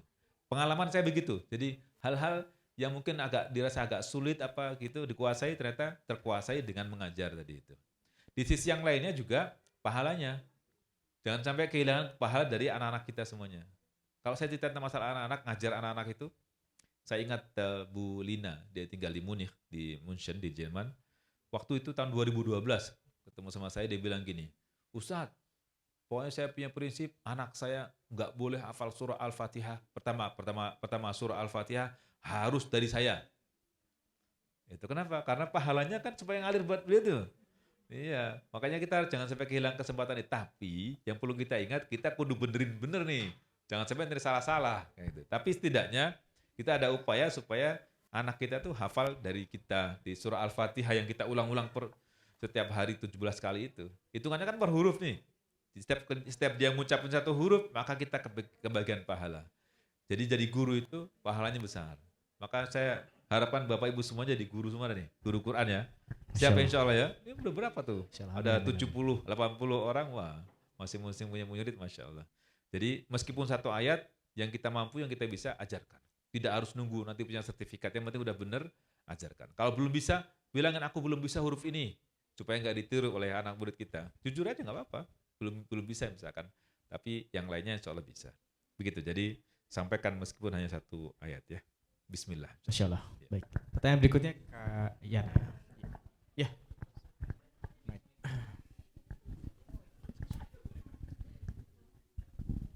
Assalamualaikum Pak Ustadz.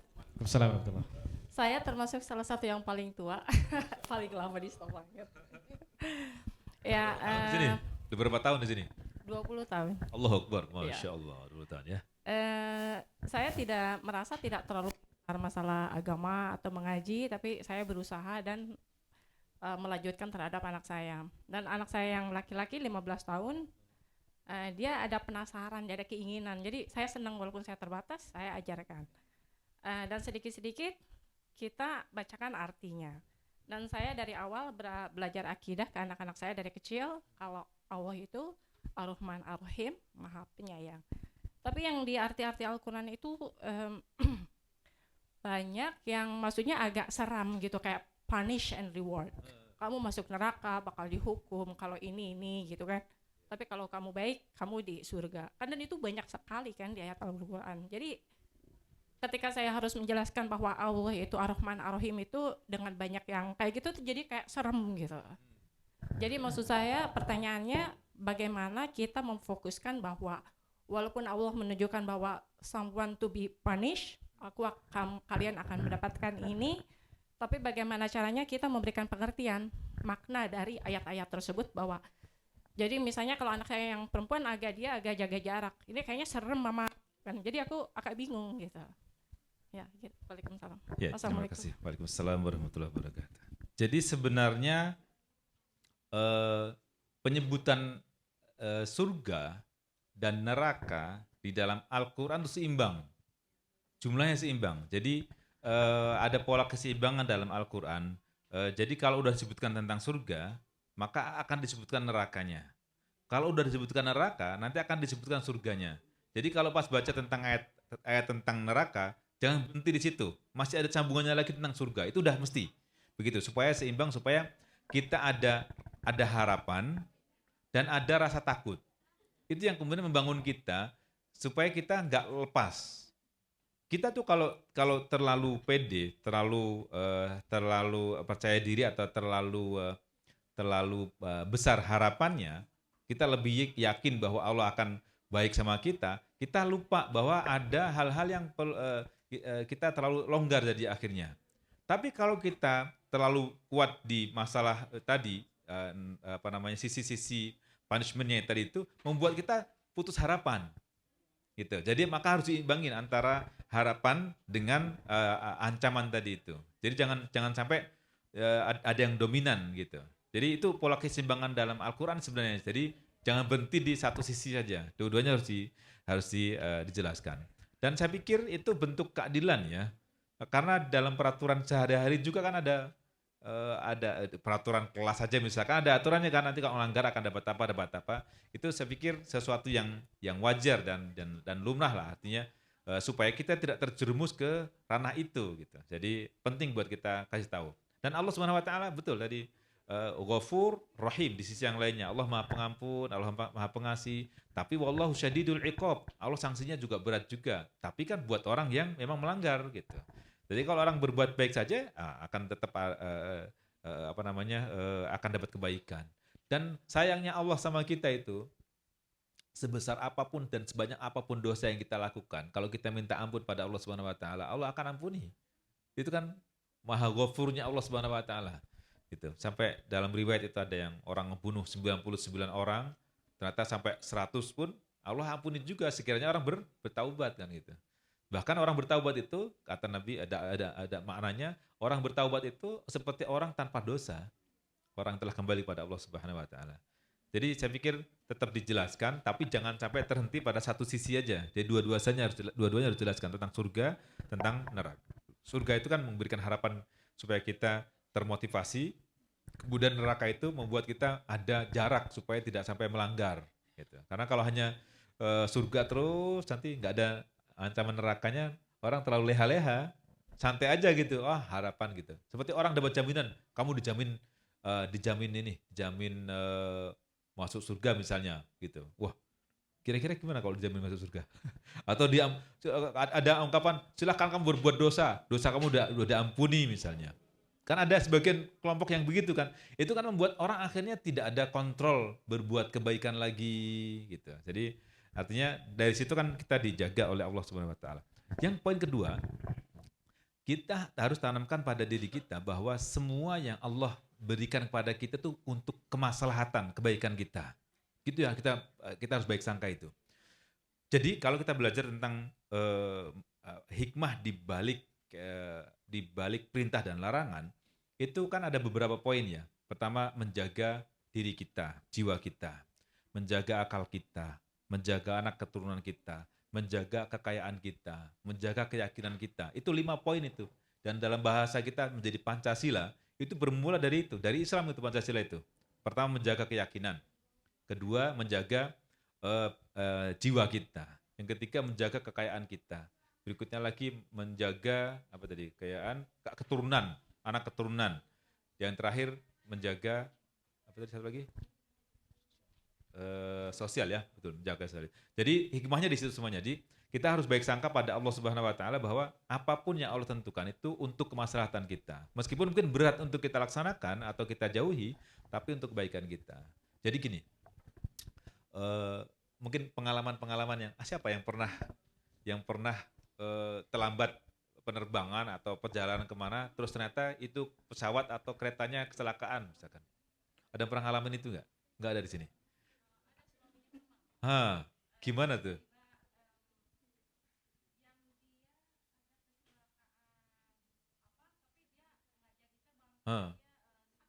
Ya. Atau yang terlambat, kan terlambat datang itu kan udah ngomel-ngomel tuh, marah-marah segala macamnya. Ternyata setengah jam berikutnya ketika udah ada berita bahwa pesawat itu kecelakaan, dia baru sadar kan, bersyukur. Ternyata selamat. Coba kalau tadi memaksakan buat terbang juga, akhirnya nggak selamat. Jadi di balik itu semuanya pasti untuk kebaikan. Pasti untuk kebaikan kita semuanya. Allah tuh, innallaha la yadhlimun nasa syai'a. Allah sama sekali tidak menzalimi kita. Tapi kita yang zalim pada diri kita. Ikutin aja. Insya Allah baik semuanya baik. Jadi nggak ada.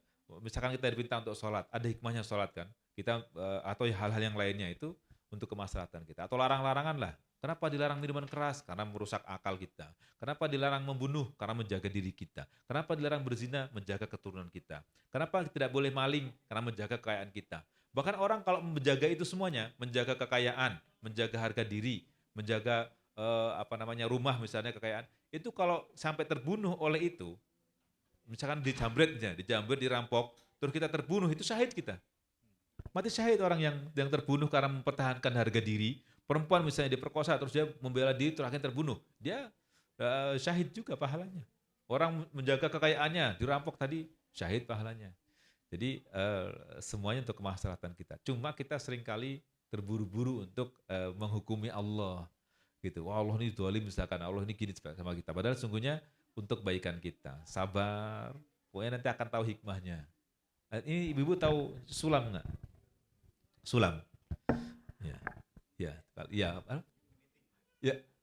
Apa namanya? Knitting ya. Itu kan orang nyulam itu kalau anak-anak kita ngelihat dari bawah, dia akan komentar, "Mah, bikin apa sih kita? Sulam. Buat apa? Hiasan. Apa indahnya?" Dari bawah kan nggak ada indahnya. Kata ibunya, "Sabar. Kamu tunggu hasilnya." Hasilnya kan di depan di sudut ibunya itu.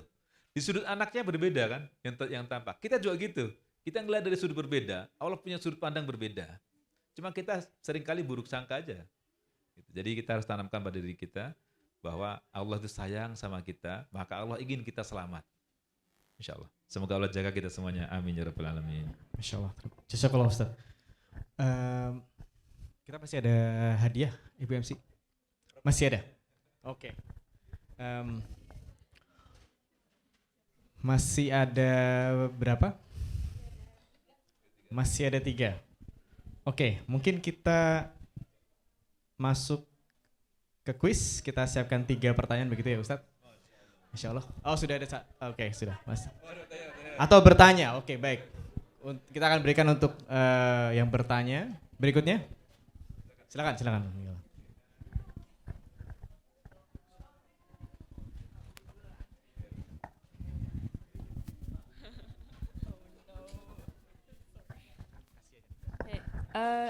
Jika Allah Maha mengetahui dan sudah tahu siapa yang akan beriman atau tidak, mengapa Allah tetap menciptakan manusia yang pada akhirnya tidak beriman dan masuk neraka?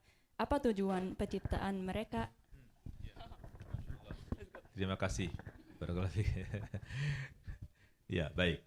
Jadi sebenarnya kita ini makhluk yang punya pilihan. Manusia, Allah ciptakan kita semua itu fa'alhamaha fujuraha wa taqwaha. Allah ciptakan kita dan Allah berikan potensi pada diri kita untuk bisa punya peluang memilih kebaikan dan keburukan. Dan yang milih itu kita sendiri. Makanya kalau orang gila itu nggak bisa milih. Orang gila nggak kena dosa. Orang gila berbuat dosa, namanya orang gila kan gitu. Jadi kalau kita atau anak kecil yang belum sampai usia bisa memahami logika, maka dia nggak ada dosanya. Bagi kita yang sudah mencapai usia balik, itu baru kemudian kita dapat dosa. Ya, jadi dalam syariat ini orang tuh bebas memilih. Jadi ketika orang masuk ke neraka itu pilihan dia. Kalau orang masuk surga pilihan dia juga gitu. Nah Allah ketika menciptakan kita diciptakan nih. Nah, kemudian kita dipersilahkan oleh Allah SWT, terserah kamu pilih yang mana, dan Allah tahu bagaimana nasib kita di akhir. Paham ya? Jadi kita milih sendiri, terus nanti Allah tahu pilihan kita pada akhirnya. Gitu. Kan kita bisa milih sendiri kan? Ada yang nggak milih sendiri nggak? Kira-kira kemauan kita sendiri jadi. Fa'alhamaha fujuraha wa taqwaha. Allah telah ilhamkan pada diri kita potensi memilih yang baik atau yang buruk. Gitu. Jadi Allah tahu bagaimana akhir perjalanan kita, tapi kita pada dasarnya memilih dengan kemauan kita sendiri. Wallahu a'lam. Terus hikmah di baliknya kenapa ada orang kafir dan sebagainya? Ya karena dengan itu maka menjadi ujian buat kita semuanya. Jadi ada ujian buat kita menguji siapa kan gini. Alladzi khalaqal mauta wal hayata liyabluwakum, untuk mengujimu. Jadi hidup kita di dunia ini ujian semuanya. Jadi ujian apakah kita tetap beriman atau kafir. Apakah kita milih yang baik atau milih yang buruk. Itu semua ujian. Jadi kita diuji oleh Allah.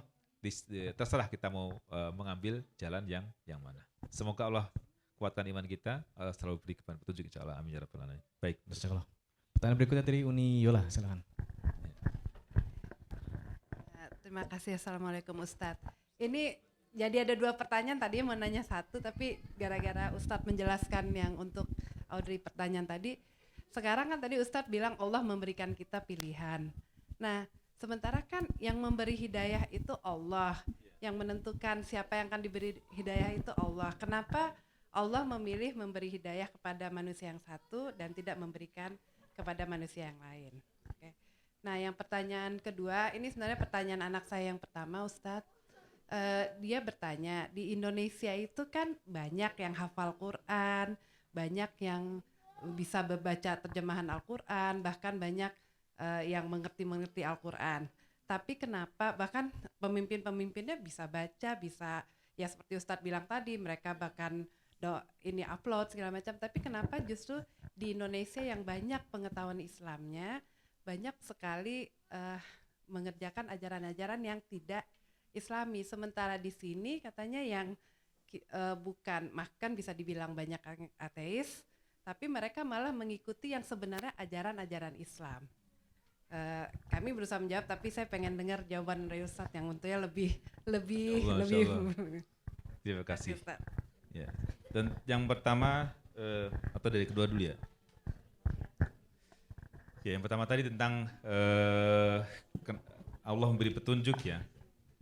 Ya betul, Allah Subhanahu wa taala tahu siapa yang berhak untuk diberi petunjuk dan siapa yang tidak berhak mendapat petunjuk. Jadi sebenarnya itu kayak kita itu aja, kayak kita dosen atau guru, kita tahu mana anak yang kira-kira potensinya bagus, mana yang nggak bagus.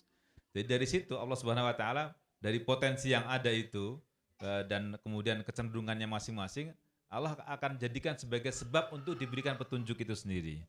Jadi di antara sebab petunjuk itu adalah ketika seseorang belajar. Jadi yang menyebabkan orang nggak dapat petunjuk itu kan karena bodoh, gitu. Kalau orang tetap nggak mau tahu, maka dia nggak dapat petunjuk.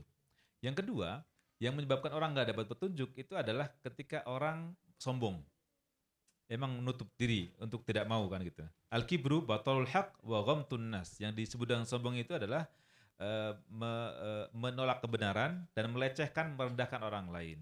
Jadi dari sebab ini maka Allah Subhanahu wa taala akan berikan petunjuk. Jadi petunjuk itu tidak begitu saja akan muncul, tapi harus ada sebabnya dulu.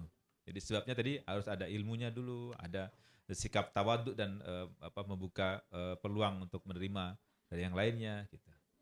Dan juga mungkin faktor-faktor yang lain mungkin dari lingkungan misalnya. Jadi itu menjadi usaha kita lah bagaimana supaya Allah Subhanahu wa taala berikan petunjuk tadi itu. Wallahu a'lam. Tapi hasil akhirnya kalau di tangan Allah Subhanahu wa taala. Yang kedua tentang banyak hafal Quran tapi kok tidak ada tampak kebaikan. Sebenarnya sih kalau mau di sensus, karena dominan kita kan mayoritas ya, di Indonesia mayoritas muslim. Kalau di sini mayoritas non muslim misalnya, siapa yang melakukan kejahatan di sini? Orang muslim bukan? Non muslim kan? Kenapa? Karena mayoritas kan. Di kita karena mayoritasnya orang Islam, maka yang pelaku kejahatannya mungkin orang non muslim juga banyak juga, tapi secara persentase tetap banyak yang Islam kan gitu. Itu yang pertama. Yang kedua, bahwa beda antara teori sama praktek. Ya. Jadi di kalangan para sahabat itu, Bapak Ibu semuanya perlu tahu bahwa Umar bin Khattab itu menghafal surah Al-Baqarah itu 12 tahun. Umar bin Khattab ngerti bahasa Arab, hidup bersama Nabi, perlu menghafal surah Al-Baqarah yang hanya 48 halaman, itu 12 tahun. Anaknya Abdullah bin Umar yang sudah masuk Islam dari kecil, menghafal surah Al-Baqarah saja itu perlu waktu 8 tahun. 8 tahun. Kenapa demikian? Jadi rahasianya rupanya mereka itu bukan hafal lisan saja, tapi mereka benar-benar pahami, direfleksikan pada diri mereka, kemudian diamalkan dalam keseharian.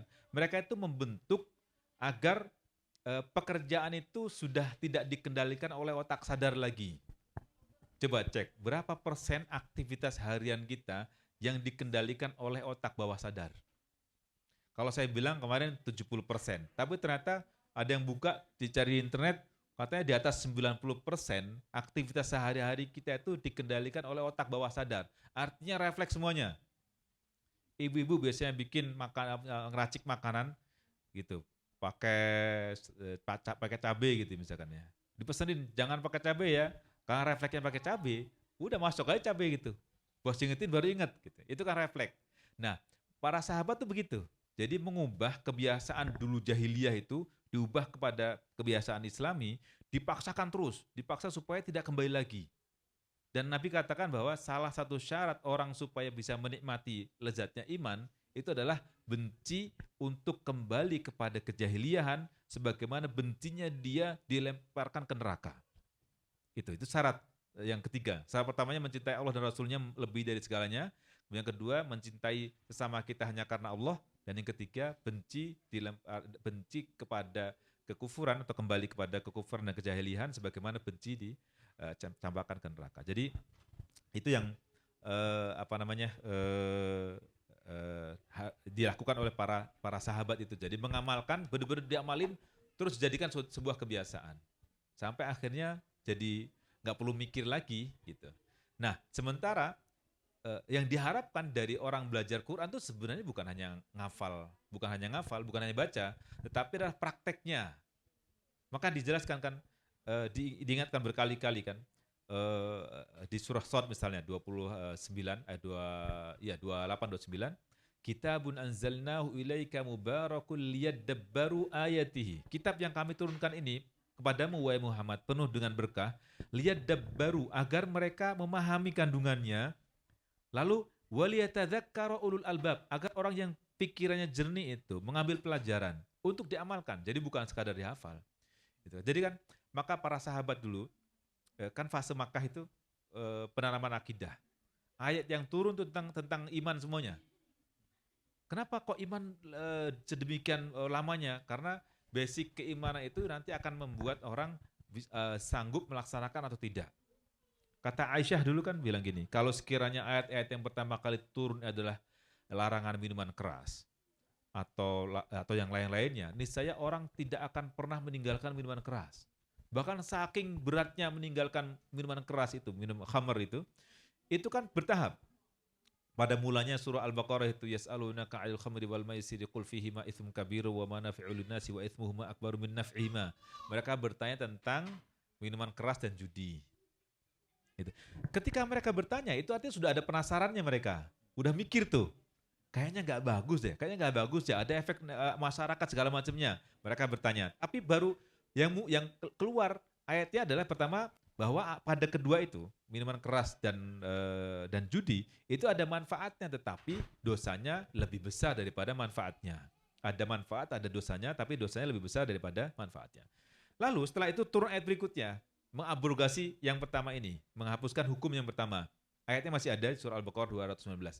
Kemudian turunlah ayat berikutnya, surah An-Nisa. Berapa lama berikutnya turun? Ya ayyuhalladzina amanu la taqrabus sholata wa antum sukara. Jangan kamu deketi sholat, jangan melaksanakan sholat dalam keadaan mabuk. Artinya kalau deket sholat, mereka berhenti mabuk.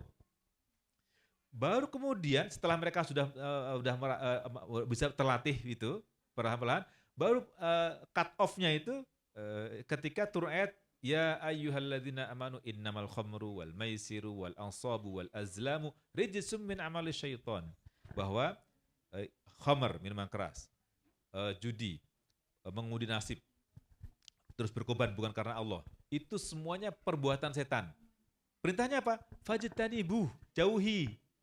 Hanya itu aja tuh, fajtanibuh. Langsung itu Madinah banjir minuman keras. Kenapa? Karena yang disimpan itu bukan lagi gelas-gelas itu, drum-drum di rumahnya kan, buang semua, banjir lah. Banjir minuman keras.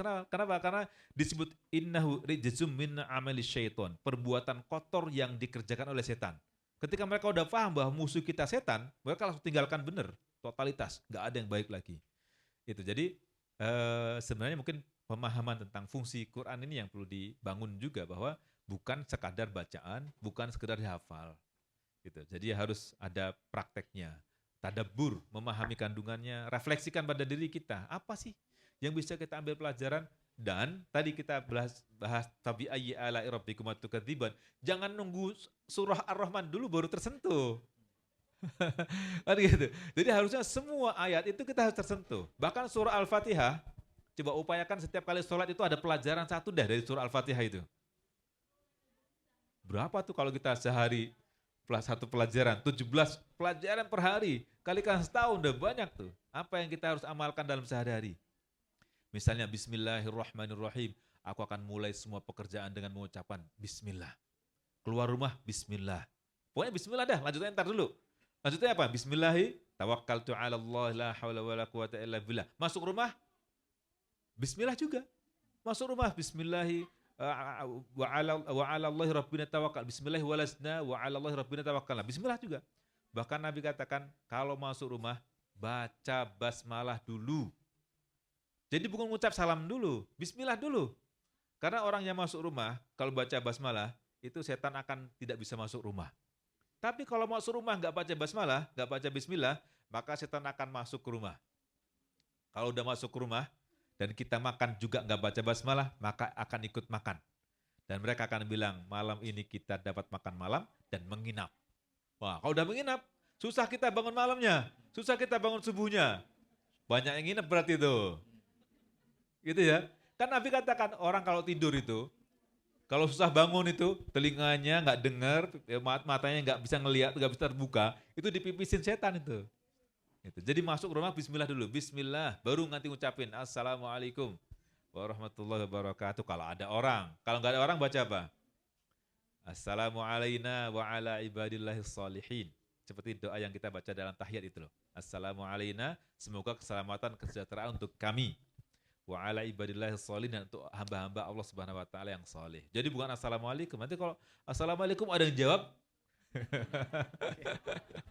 ya itu bercanda ya. Assalamualaikum wa ala ibadillah. Jadi itu. Jadi sisi kritisnya adalah ketika orang menguasai ilmu tapi tanpa praktek. Itu yang penting buat kita jaga betul. Jadi kalau mau kembali kepada bagaimana dulu masa Nabi, itu begitu perjuangan para sahabat mengubah kebiasaan buruk menjadi kebiasaan baik. Dari kisah Umar bin Khattab itu banyak pelajaran penting buat kita semuanya. Bagaimana sangarnya Umar radhiyallahu anhu terus menjadi orang yang paling lembut tapi masih disegani oleh penduduk Makkah, itu luar biasa Umar itu. Ya, nggak mudah kan, makanya 12 tahun untuk Al-Baqarah aja tuh. Ya, Luar biasa. Begitu, barakallahu fikum. Baik. Sekarang kita coba ajukan pertanyaan untuk teman-teman. Mungkin tadi sudah didengar berbagai macam mukjizat Al-Quran. Coba sebutkan salah satu saja dari yang tadi disebutkan oleh Ustadz Hartanto. Silakan yang bisa menjawab satu saja mukjizat Al-Quran yang tadi kita bahas bersama-sama. Silakan. Ya.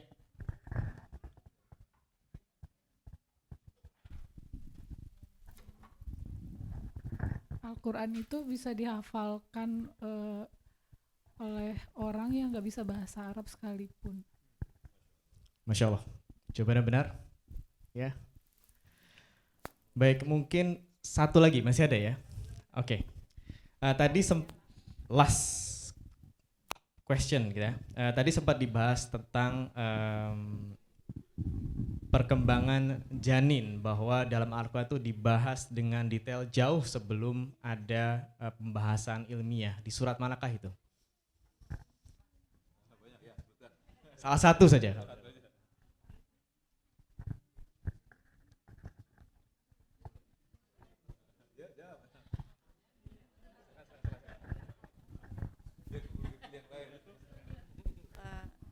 Mencoba saja ya. Saya ingat Al-Hajj ada. Ya. Luar biasa, jawabannya benar. Oke, baik, tepuk tangan untuk kita semua. Ya, nanti tolong dilihat ya di awal surah Al-Hajj halaman pertama sama surah Al-Mu'minun halaman pertama. Bagaimana perkembangan janin dari hari ke hari sampai kemudian menjadi manusia sempurna. Ini PR buat semua ya, tolong dibuka. Karena tadi saya nggak bahas detail-detailnya. Wallahu a'lam. Masya Allah. Baik, jazakallah Ustadz Hartanto. Hari ini kita sudah belajar banyak tentang bagaimana keagungan Al-Quran. Tadi sempat dibahas di awal tentang arti dari surat Ar-Rahman yang dalam sekali, bahwa kita harus senantiasa bersyukur dan nikmat terbesar adalah Al-Quran. Begitu. Kemudian dibahas juga berbagai macam mukjizat dari Al-Quran, berbagai cerita, kemudian kisah dalam surat Al-Lahab, kemudian juga di dalam surat Ar-Rahman, dibahas tentang dua lautan yang tidak bercampur, kemudian tadi tentang yang kita ajukan pertanyaan tentang perkembangan janin. Banyak sekali mukjizat Al-Quran yang bisa membuat kita semakin yakin dan selalu bersyukur. Mudah-mudahan kajian kita hari ini semakin menambah iman kita dan nantinya mampu kita amalkan dan lebih lagi kita amalkan dalam kehidupan kita sehari-hari. Amin amin ya rabbal alamin. Mungkin sebelum kita akhiri kita berdoa bersama-sama, Ustadz kalau boleh dipimpin. Bismillah. Baik Bapak Ibu semuanya, mari kita berdoa kepada Allah SWT agar Allah beri kemudahan dalam segala urusan, Allah tambahkan berkah buat kita semuanya, dan Allah senantiasa berikan taufik dan hidayah kepada kita semuanya. A'udzubillahi minasyaitonirrajim. Bismillahirrahmanirrahim. Alhamdulillahi rabbil alamin. Wa sallallahu wa sallama wa baraka ala nabiyyina Muhammadin wa ala alihi wa sahbihi ajma'in. Allahumma ighfir lana wa liwalidina warhamhum kama rabbawna shighara. Ya Allah, ampunilah kami, ampuni kedua orang tua kami. Sayangi mereka sebagaimana dahulu telah menyayangi kami waktu kecil kami. Allahumma ighfir lahum. Allahumma inna nas'alukal huda wat tuqa wal afafa wal ghina. اللهم أصلح لنا ديننا الذي هو عصمة أمرنا وأصلح لنا دنيانا التي فيها معاشنا وأصلح لنا آخرتنا التي إليها معادنا واجعل الحياة زيادة لنا في كل خير واجعل الموت راحة لنا من كل شر اللهم آت نفوسنا تقواها وزكها أنت خير من زكاها أنت وليها ومولاها اللهم يا مقلب القلوب ثبت قلوبنا على دينك اللهم مصرف القلوب صرف قلوبنا على طاعتك اللهم إنا نسألك حسن الخاتمة ونعوذ بك من شر العاقبة وسوء الخاتمة اللهم لا تدع لنا في مقامنا هذا ذنبا إلا غفرته ولا هما إلا فرجته ولا دينا إلا قضيته ولا مريضا إلا شفيته ولا جاهلا إلا علمته ولا حاجة من حوائج الدنيا والآخرة إلا قضيتها يا أرحم الراحمين ربنا ظلمنا أنفسنا وإن لم تغفر لنا وترحمنا لنكونن من الخاسرين ربنا آتنا من لدنك رحمة وهيئ لنا من أمرنا رشدا ربنا آتنا في الدنيا حسنة وفي الآخرة حسنة وقنا عذاب النار وصلى الله وسلم وبارك على نبينا محمد وعلى آله وصحبه أجمعين والحمد لله رب العالمين. Amin amin ya rabbal Mohon alamin. maaf lahir dan batin. Wassalamualaikum warahmatullahi wabarakatuh. Waalaikumsalam warahmatullahi wabarakatuh.